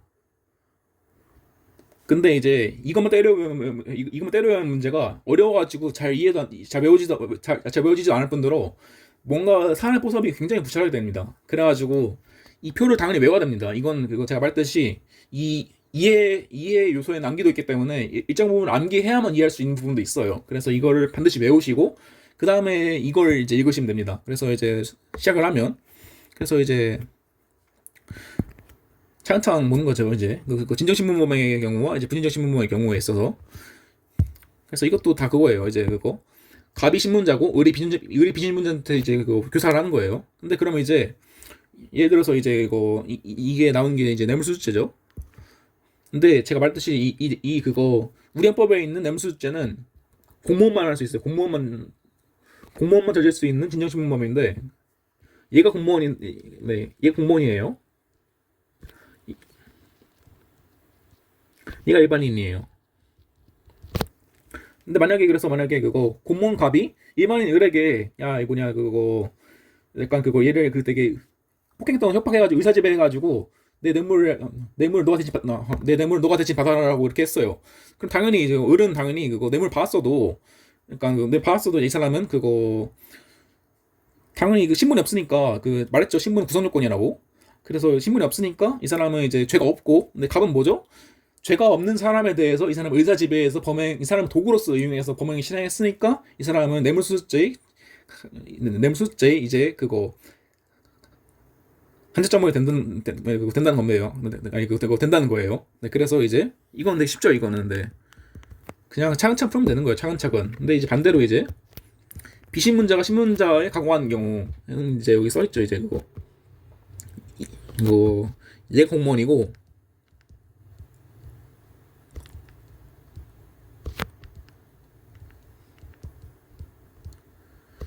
얘가 일반인이에요.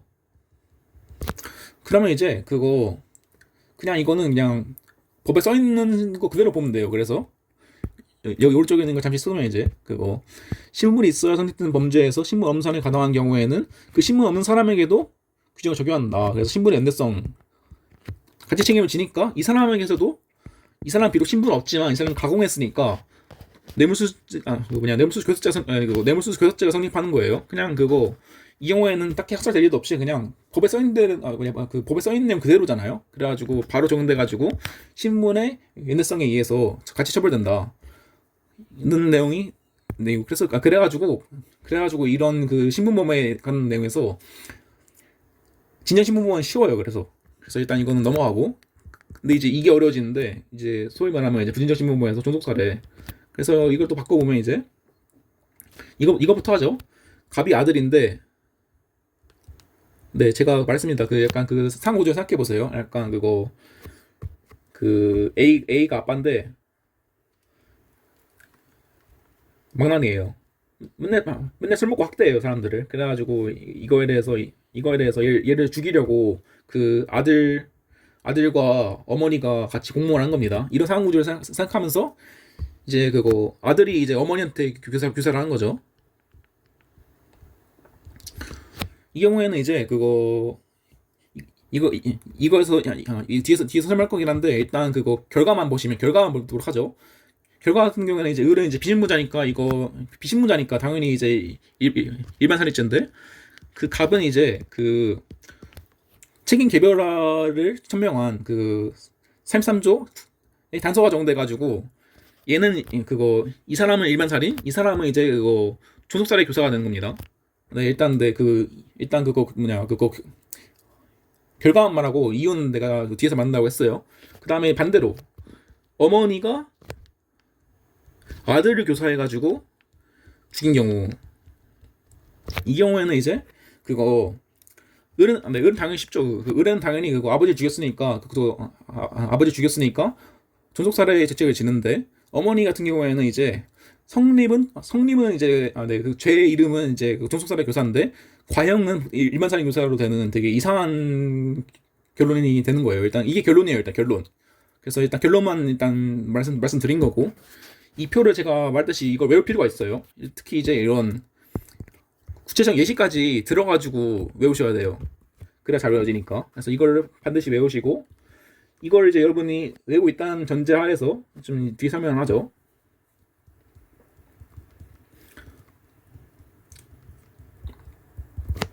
그래가지고 왜 이제 심화해서 이건 되게 중요한 내용이에요. 이게 제가 이제 따로 쓴 이유는 제가 이해가 안 돼가지고 되게 공부를 해가지고 정리한 내용이라는 의미겠죠.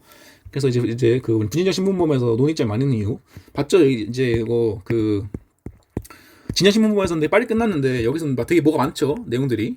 그 이유가 일단 그거 조문을 잘 보셔야 돼요.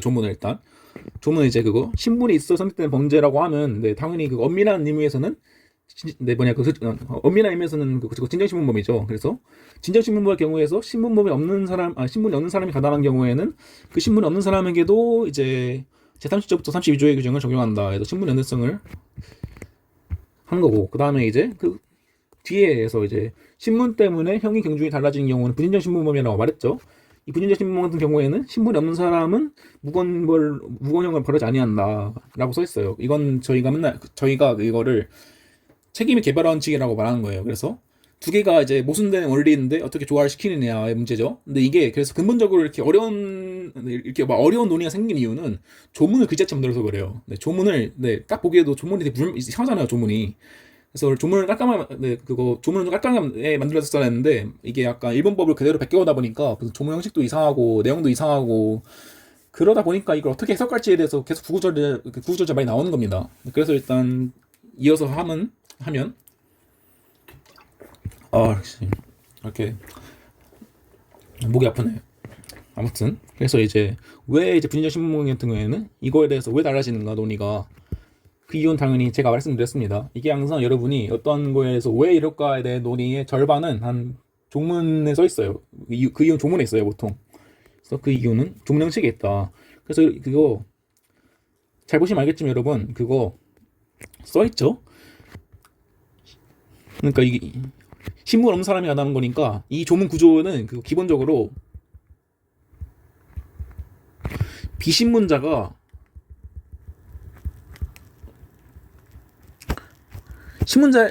신문자에게 가공한 구조인 거예요. 그러니까 조문의 형식 기본적으로 이것만 조문에 있는 거예요. 이것만. 맞죠? 네. 그래가지고 당연히 이제 이 경우에는 네, 봤듯이 그냥 그냥 뭐냐 그거 조문에 있는 내용 그대로니까 딱히 문제될 여지가 없어요. 하지만 이제 뭐냐 그거 딴 경우가 문제 되겠죠 이제. 그래서 이제 저희가 이걸 설명하면 이제 이 뭐냐 조문을 잘 보면 알겠지만 당연히 이 제33조는 비신문자가 이제 뭐냐 비신문자가 진정신문자에게 가공하는 걸 기본 베이스로 이제 쓰여 있다. 그래가지고 이제 다만 이제 분리적 신문 같은 경우에는 그 단서에서 이제 그 과형을 논할 뿐이라고 써 있죠.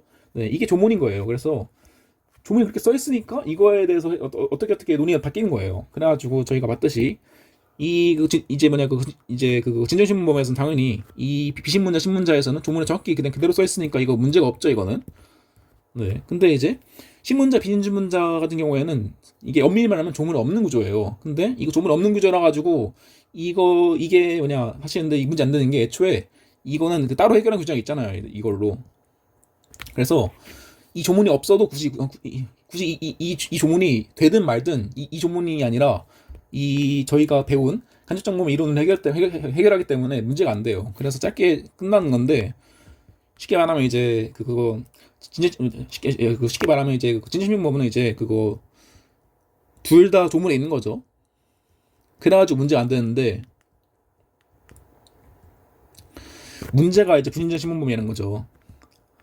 일단 시작을 해서 일단 비신문자 신문자 구조부터 보면 이 경우는 근데 그거 조문에 있는 구조긴 해요. 왜냐하면 조문에 그냥 비신문자 신문자라고 써 있으니까. 근데 여기 그거 그래가지고 이게 그거 엄밀히 따지면 대상은 엄밀히 따지면 대상이 그 진정신문법인데 그래도 이제 그 신문에 있어야 선택되는 범죄라고 하면 이제 그 신문범의 개념에는 이제 분리적 신문범이 포함되니까 그래서 이제 포함될 여지가 있는 거예요. 그래가지고 이 포함될 여지가 있으니까 이 제33조의 해석에 대해서 문제가 되는 거죠. 그래서 이제 결국에 그 해석론에 대해서 판례는 이제 본문은 이제 그거 진정신문법과 분리적 신문법의 성립 근거, 그 다음에 단서를 분리적 신문법에 과형을 구조한 것을 본다. 는 이제 이거에서 보도록 하죠. 그래서 이제 나오는 문제가 딱 그거잖아요.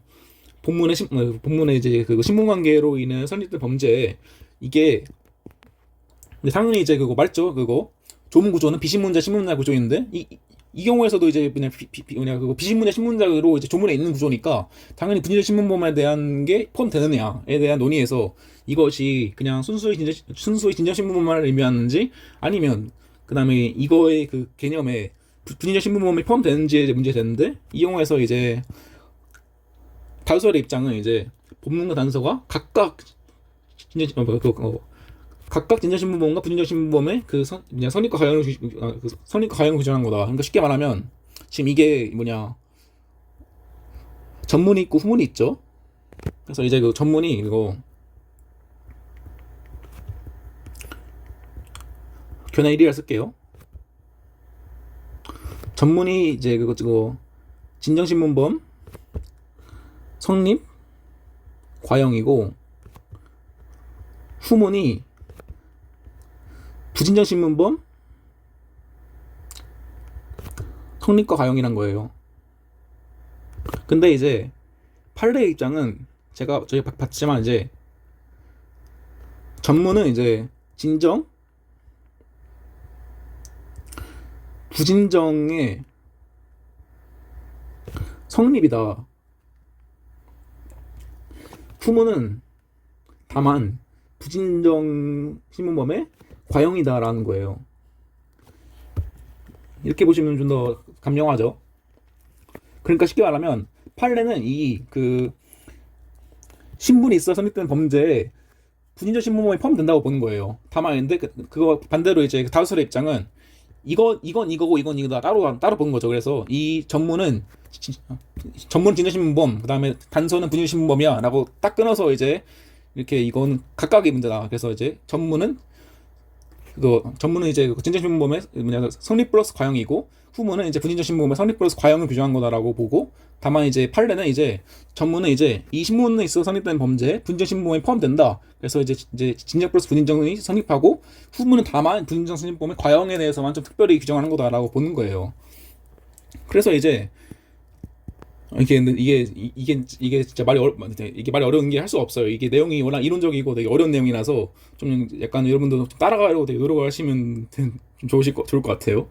그래서 판례는 이제 후자 입장에서 이제 은행원 아닌 자가 은행원에 가담해서 이제 업무상 배임죄를 저지른 경우 업무상 배임죄의 성립을 인정하고 처분 배임죄에 의하였다라고 하죠. 이게 제가 말한 거예요. 그래서 이게 이 내용인데, 그러면 이제 판례 입장에 따르면 죄의 성립과 과형이 달라지는 거예요.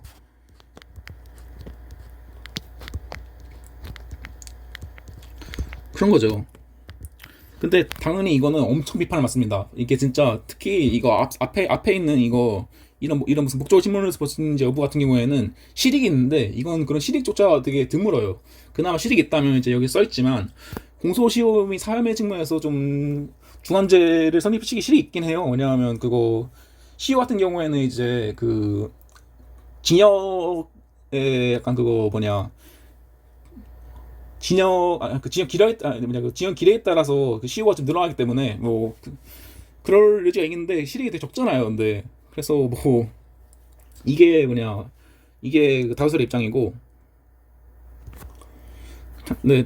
당연히 이게 이상하잖아요. 무슨 성립은 무슨 이제가 성립하는데 과형만 이렇게 한다는 거에 그런 굉장히 논리적으로 이상한 얘기가 되는 거죠. 이제 그런 거죠 이제. 근데 이제 반대로 이제 네. 이것까지 딱 치고 이제 그 다음으로 넘어가는 게 이거죠. 이제 신문자 비신문자 이제 그 구조에서 이건 이제 애초에 말했잖아. 조문에서는 비신문자 신문자 구조라고. 그래서 엄밀히 말하면 이 신문자 비신문자 구조는 조문은 없고, 애초에 이거는 이 신문에 있어 성립된 범죄에 이 분인적 신문문에 들어간지조차 애매해요. 그래가지고 엄밀히 하면 이제 원칙을 엄밀하게 적용하면 정의될 여지가 없어서 공범의 일반 규정인 31조 1항을 적용한다는 거예요. 저희가 뭐죠? 그거 31조 1항 교사범은 이제 타인을 교사하여 죄를 범하게 한 자는 죄를 실행한 자와 동일한 형으로 처벌한다고 써있죠. 쉽게 말하면 공범은 정범에 종속된다는 거예요. 공범은 정범과 동일한 형으로 처벌한다. 그래서 이런 그 일반 원칙에 따라서 공범 정수성에 따라서 일반 원칙에 따라서 둘 다 정범형으로 처벌할지, 아니면 이때도 좀 어거지를 써가지고 비록 이제 조문은 이제 조문 비신문자 신문자 구조지면, 그리고 이제 애초에 부진 신문범이 이거 본문에 들어간지조차도 좀 약간 애매하지만, 그래도 이걸 비슷한 구조라기보단 그 비슷한 내용이 있으니까, 그래서 이걸 적용해가지고 신문범에게도 무거운 형을 인정하자. 그래서 책임 개별화하자는 게 인정할지가 문제되는 거예요. 그래서 판례는데 이 경우에서 명시적으로 부신정 신문범은 비신문자에 가담한 경우에서 제31조 1항보다 33조 단서가 우선 적용된다고 판시했어요. 이 내용이 이제 여기 있는 거거든요.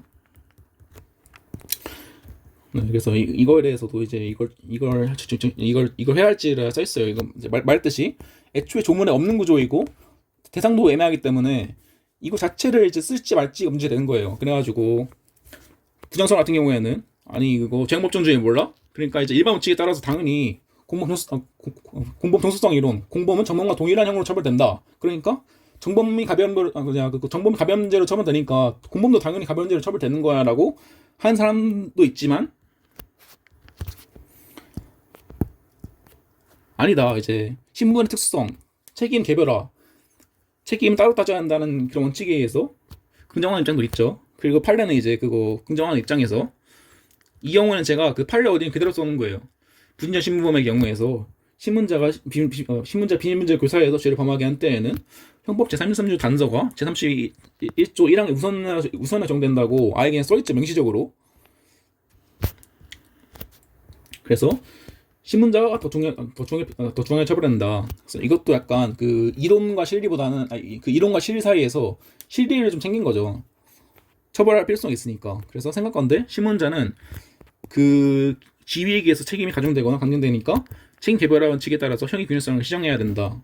그래가지고 이제 이거에 나온 거죠. 이거는 이제 신문자 비신문자 나가지고 조문 없으니까 그냥 일반 원칙에 따라서 풀 수도 있지만 판례 입장은 그냥 이거를 책임 개별화 원칙을 적용해야 한다고 해가지고 이 사람은 이제 비록 을은 보통살인에 해당하고 만약에 그거 공범의 그거 31조 1항에 의하면 이제 그거 동일한 죄로 그거 동일한 형으로 처벌되니까 얘도 이제 보통으로 이제 처벌될 의지가 있는데 아니다. 이제 판례는 이제 그 경우에도 이제 31조 1항보다는 33조 단서 우선적용된다라고 해서 이 사람에게는 이제 그거 일반 살인이 아닌 존속살해 교사죄가 이제 된 거라고 이해하시면 돼요. 그래서 이까지 설명했는데 아마 한 번에 이해 안 될 거예요. 엄청 어려운 내용입니다. 그래서 제가 말을 드리는 게 일단 이것부터 외워라. 일단 선암기. 그 다음에 이거를 한번 이걸 암기한 다음에 이걸 한번 더 차분히 읽어보세요. 차분히 이거를. 그래서 이게 지금 이해 안 되는 게 이거 제가 말씀드린 거는 이 내용을 왜 알아야 이제 외우기 쉽냐. 이러면 이제 약간 저희가 그거 조문은 써 있잖아요. 그래서 저희가 그거 시험장에 들어가가지고 사량 풀 때 이게 펴봐가지고 이제 이게 그거 조문에 있는 이게 뭐냐 그거 조문에 있는 그 기본 구조는 이제 비신문자 신문자네. 그럼 이제 그 기본 구조가 그 기본 구조는 비신문자 신문자 구조니까 이 경우에는 이제 이 비신문자 신문범이 이제 이 앞에 그 전문의 개념에 포함되는지가 문제되겠네. 이런 식으로 이제 약간 일종의 커닝 페이퍼잖아요. 그래서 이거 조문을 본 다음에 그 떠올린 거예요. 내용들을 이제 조문에는 그 뭐냐 맞다 그랬지. 조문에는 비신문자 신문자가 원칙이었지. 그래서 이 원칙을 잡은 다음에 조문에서 뺏긴 다음에 그러면 이제 이 경우에는 당연히 이제 조문에 있는 내용이니까 그래도 이제 될 의지가 있는데 반대로 이제 신문자 비신문자 같은 경우에는 이거 뭐냐 그 조문에 없는 내용이네. 그러면 이제 일반 원칙에 따라서 가야 되는데 약간 판례가 어거지를 부리고 있네. 이런 식으로 알고 있으면 더 외우기 쉽잖아요. 그래서 딱 하나만 적어두세요. 그러면 그 뭐냐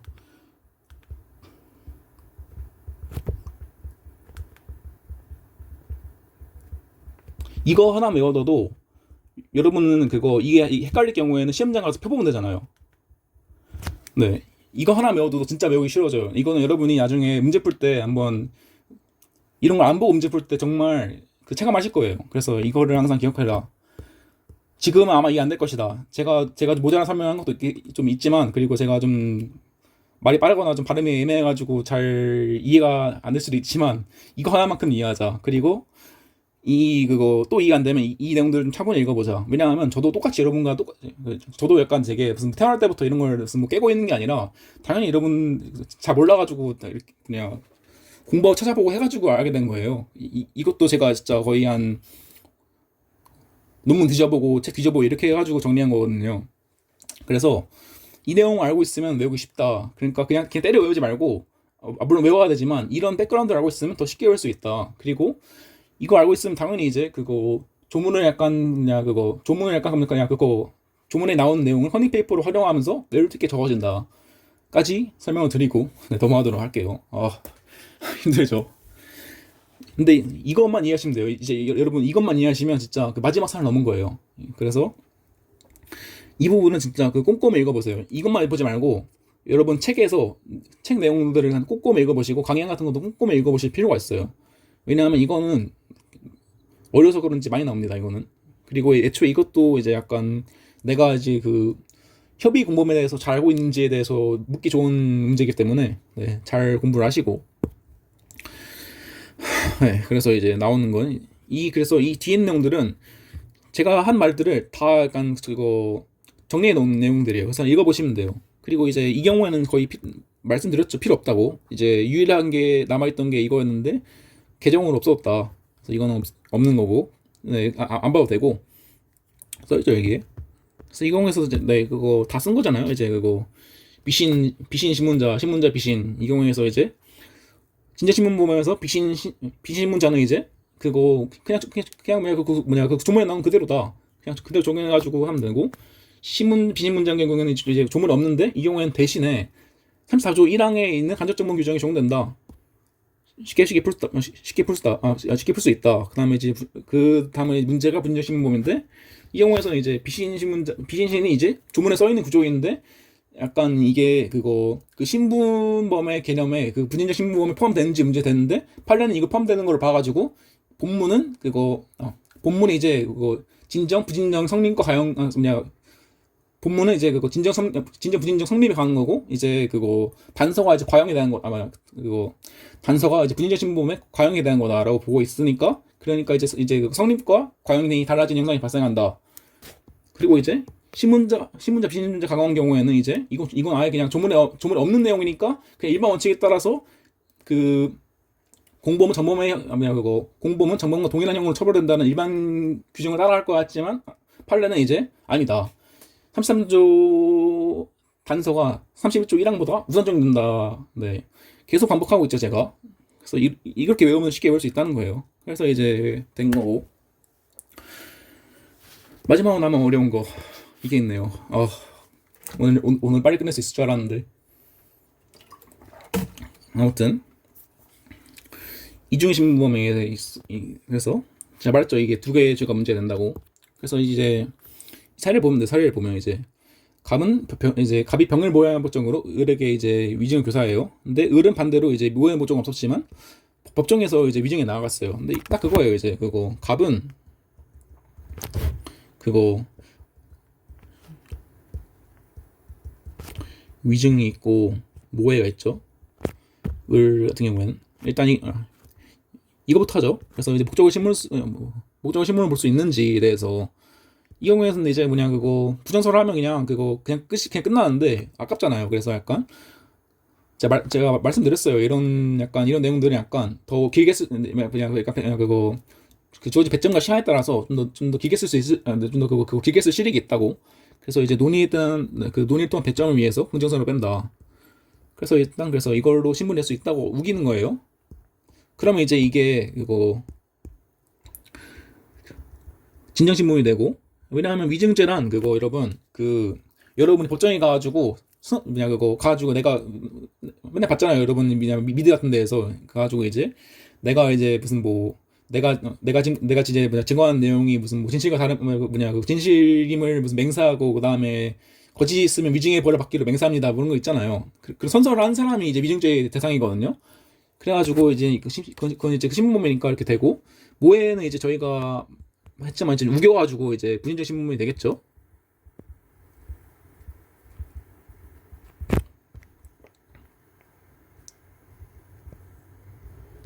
그렇게 해가지고 이제 이 경우에는 가면 이제 그거 위증을 못 하는데 모해는 있고, 그 다음에 이제 을은 위증을 할 수 있는데 모해 목적이 없는 거예요. 그럼 이제 그냥 이렇게 표로 그려놓고 풀면 돼요. 그냥 이게 무슨 뭐 이중의 신범이라고 되게 특이한 법리가 있는 게 아니라 그냥 차근차근 풀면 되는 겁니다. 그래서 이제 두 개에서 이제 이중의 신범이다. 그래서 일단 위증죄의 경우, 그래서 이건 당연히 이제 비신문자가 신문자한테 가담한 거죠. 근데 이제 그거 진정해서 비신문자가 신문자에 가담한 거는 이제 그냥 그 조문에 써 있는 그대로다. 그래서 그냥 위증죄가 된 거죠. 근데 이제 반대로 이제 모해 목적 같은 경우에는 이제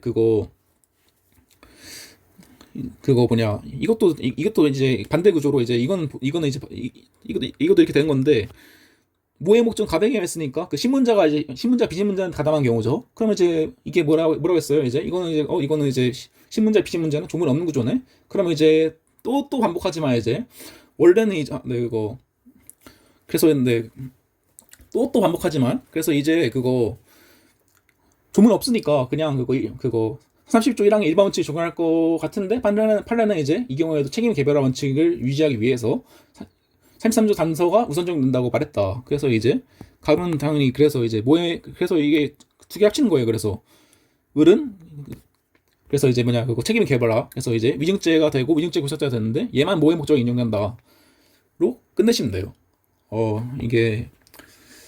그래서 이게 뭐라 해야 되냐, 도식을 잘 그리면 그냥 문제 없는 거죠.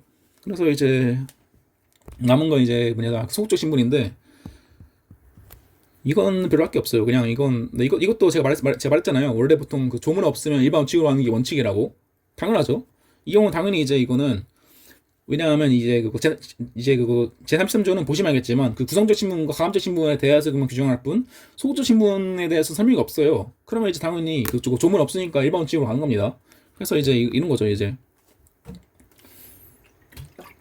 비신문자와 신문자가 강화한 경우 이 경우에는 이제 당연히 그거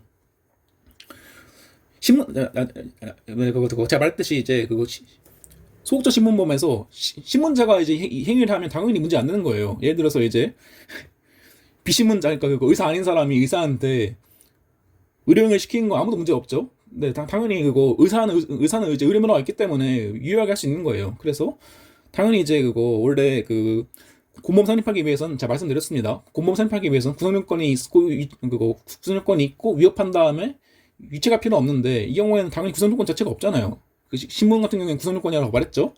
그래서 당연히 이제 그거 죽어버린 겁니다.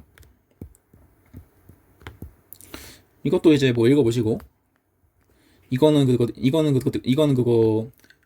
변호사법 같은 경우에는 그 약간 그 대항법 같은 게 있어가지고 이건 고쳐야 보니까 이건 읽어보시고 그 다음에 남은 게 이제 이거 신문자 비신문자 강화한 경우에는 이제 항상 말하지만 이제 공범은 정범을 종속한다. 그래서 이제 비신문자의 비신문자의 불법 효과가 신문자에게도 미친다. 그래서 이제 의사가 의사 아닌 자한테 의료행위 교사했을 경우에는 의사 아닌 자는 의료법 위반이고 의사는 교사범이다. 그래서 이제 내가 나 의사라고 하더라도 내가 무면허 의료행위를 남한테 교사하면 당연히 그 교사범이 되겠죠. 행위한 자는 당연히 행위한 자 정범이니까 행위한 자는. 그리고 이제 뭐 나오는 게 이제 공동정범. 근데 판례 된다. 이건 당연히 되죠. 이건 당연히. 그래서 이제 의사가 간호사에 의하면 의료행위가 실시되는데 이제 간호사가 공모해서 이거에 대한 기능적 행위지에 있었다면 당연히 의사도 이제 무면허 행위 그거 정범이 된다라는 거예요. 근데 이건 근데 뻔하죠. 당연히 저희가 항상 그거 공범은 참범이라고 했죠. 심지어는 그거 예를 들어서 무슨 뭐 마늘 먹는 것 같은 구성 요건이 없는 행위도 같이 묶어가지고 처벌하는데 당연히 이 경우에는 처벌 가능하겠죠. 그리고 이제 이거 두 개를 구분 어떻게 해요? 두 개를 구분 행위지배라고 했죠. 그래서 이게 약간 만약에 의사가 그 간호사한테 약간 되게 멀리서 약간 그거 전화해가지고 교사를 했다. 이러면 당연히 그거 시켰다. 이러면 당연히 그 사람 의사한테는 그 간호사가 이제 그거 범죄를 한 거에 대해서 행위지배가 없으니까 그 교사하는 거를 풀겠는데 만약에 그거 의사가 그 같은 수술실 안에서 시킨다고 해요. 그럼 당연히 의사가 비록 이제 시킨다고 해서 약간 교사 형식이지만 이건 일종의 묵시적 공모를 볼 수 있죠. 같은 수술실 안에서 그거 약간 언제든지 이 간호사가 이제 범죄를 할지 말지에 대한 지배하고 있잖아요. 그러한 핵심 행상을. 네, 이제 그것까지 이제 이해를 할 수 있다면 이제 약간 공범에서 약간 공범의 약간 기본 개념이 잡힌 거죠. 네, 그래서 이것까지 말씀을 드리고 다 했네요. 네, 그래서 저희가 드디어 오늘 마지막 산을 넘었습니다. 그래서 이 부분은 제가 말씀드렸지만 책을 충분히 읽고 다시 한번 읽어보세요. 이것도 한번 다시 읽어볼 필요가 있어요. 이것도. 그래서 이제 항상 조문을 항상 보자. 조문은 비신문자 신문자 구조로 써 있으니까 이걸 기준으로 외우면 더 쉽게 외울 수 있다. 그리고 이거 때려 외우자 까지만 이제 보고 마무리를 짓도록 하겠습니다. 이렇게 한 학기 진도를 다 뺐는데 그래도 되게 유의면 시행했어요. 이제 저도 이제 덕분에 이제 이렇게 새로 공부를 하면서 새로 정리를 해서 추가할 수 있었기 때문에 이제 여러분에게도 이제 내년에 약간 저희 자료를 무슨 뭐 저와 또 이제 저희 자료 및 약간 저희 선배들 자료를 이용해서 이제 17기 분들한테 잘 튜토링을 해주기를 믿고 있습니다. 네.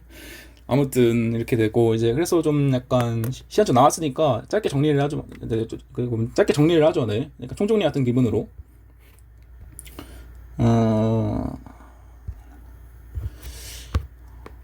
네. 이 그림이 좋겠네. 그래서 이제 저희가 일단 시작을 한 분이 뭐냐, 고의부터 시작했죠. 고의부터. 그래서 이제 저희가 항상 고인 항상 그거 뭐냐 그거 고의랑 이제 그 구성요건적 행위에 대한 이제 인식과 일사다. 그래가지고 또 배운 게 이제 소위 이제 그 인식 있는 과실과 미필적 고의 구별 기준에 대해 가지고 이제 뭐 개연성성 아니 무슨 뭐 가능성도 개연성성 용설이 있는데 저희는 이제 판례 입장에 따라서 그거 결과의 발생을 그거 인식하고도 이를 용인한 내심의 인사가 있을 경우에는 이제 고의가 있다고 보는 거죠. 이거에 대해서 이제 고의 범인에 대한 거고 이게 그다음에 이제 그다음에 게 저희가 인과관계에 대해 배웠죠. 인과관계 구성 요건이에요. 구성 요건. 그래서 저희가 배운 거는 이제 저희가 그거 판례 같은 경우에는 그 인과관계에 대한 사실 판단과 인과관계에 대한 사실 판단과 뭐냐 그거 규모적 판단을 좀 뭉뚱그려 가지고 소위 그거 상당 인과관계를 판단을 하는데 이제 우리는 그걸 두 개 구분해 가지고 사실적 인과관계는 이제 그 합법지적 조건설에 따라서 보통 인정된다고 보고 그 대신에 약간 그거 그 인과관계 약간 그거 규모적 판단에 있어서 저희가 객관적 기속론을 배웠죠. 그렇게 해가지고 이제 소위 문제되는 게 이제 그거 비용적 인과관계에서 보통 문제가 되는데 그래가지고 만약에 그 제3자의 그 고의나 중과실이 있을 경우에는 이제 그 기속이 부정되는데 만약에 그 제3자가 과실에 불과해가지고 내가 그 사람이 약간 얘기할 수 있다면 이거에 대해서 기속 인정된다는 걸 기억하시고 있겠죠. 그 다음에 배운 게 이제 저희가 이 그거 범죄의 행위에 대해서 이제 그 행위에 대해서 이제 부작위도 행위냐. 근데 이제 저희가 사회적 행위에 따라서 부작위 역시 우리 합법에서 본 행위의 일부에 포함된다고 해서 부작위범을 공부했죠. 그래서 부작위범은 뭐냐? 자기 범의 구성 요건을 그냥 그 자기 구성 요건을 충족한 동시에 이제 플러스 이제 부작위범 같은 경우에는 좀 제한적으로 해석해야 이제 범위가 좁아지니까 이거에 대해서 보증인 지위에서 저희가 형식설과 기능설 플러스 결합설을 공부했죠. 그래가지고 무슨 뭐 그 보증인 지위에서 소위 그 법령 계약 그 다음에 이제 선행행위와 사회상규가 있어야 된다. 지위가 인정되고 그 다음에 이제 무슨 뭐 안전의무, 보호의무는 이런 그 실질적 이상 그거 실질적인 의무가 있어 인정된다고 본 게 이제 소위 결합설이라고 다수설의 입장이고 그 다음에 이거에 대해서 플러스 이 그 부작위를 통한 행위가 자기를 통해 범죄를 실행하는 것과 똑같이 평가할 수 있어야 된다는 행위적인 동가치성이 있어야 된다는 걸 잊지 마시고 그 다음에 저희가 배운 게 구성요건에 관해서 사실착오죠. 소위 이제 사실착오에서 저희가 뭐라 했어요? 이제 중요한 거는 이 뭐냐 그거 착오가 물론 이제 그 중요하면 당연히 이거에 대해 고의를 부정해야겠지만 착오가 경미한 경우까지 저희가 일일이 이렇게 착오를 부정해 줄 이유가 없다고 했죠. 그래서 중요한 게 고의의 전용이라고 했어요. 사실 착오에서 고의 전용이 중요하다. 그래서 근데 저희가 그 착오 유형을 이제 그거 구체적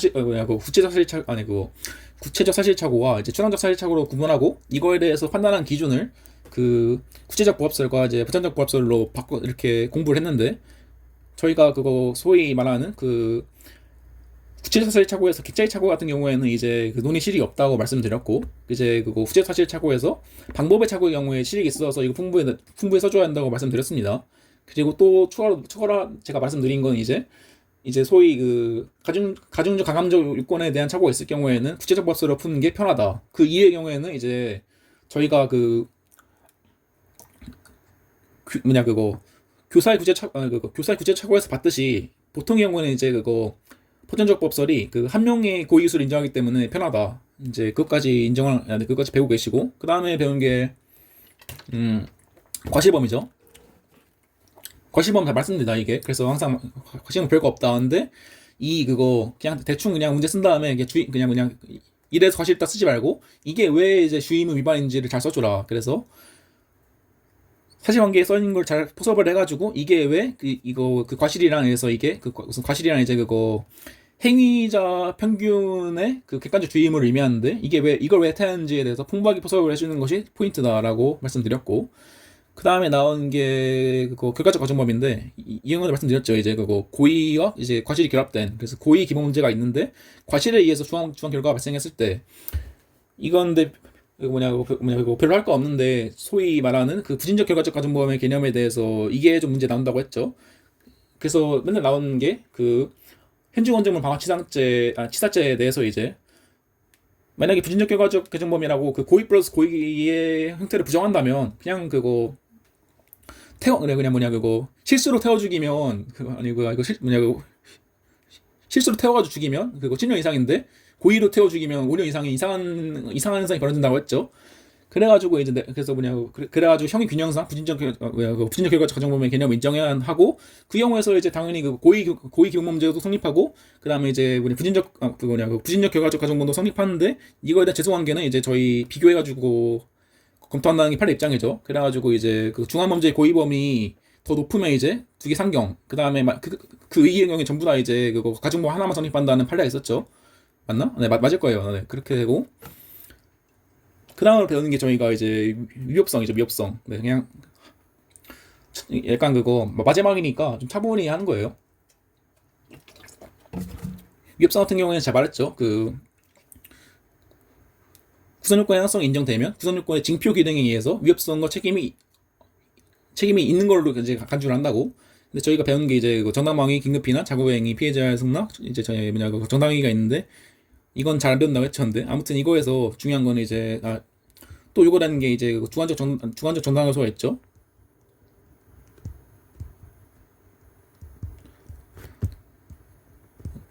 방위사 같은 게 필요하다. 네, 이거 제가 까먹으니까 잊지 마시고 방위사 같은 거. 그 다음에 나오는 게 이제 네. 그래서 이거는 별로 할 게 없고 그 다음에 게 책임이죠. 책임. 그래서 이제 책임이 뭐냐 이게 하나 빠져있는데 책임 능력 플러스 위협성 인식 있죠. 이거 써야 텐데.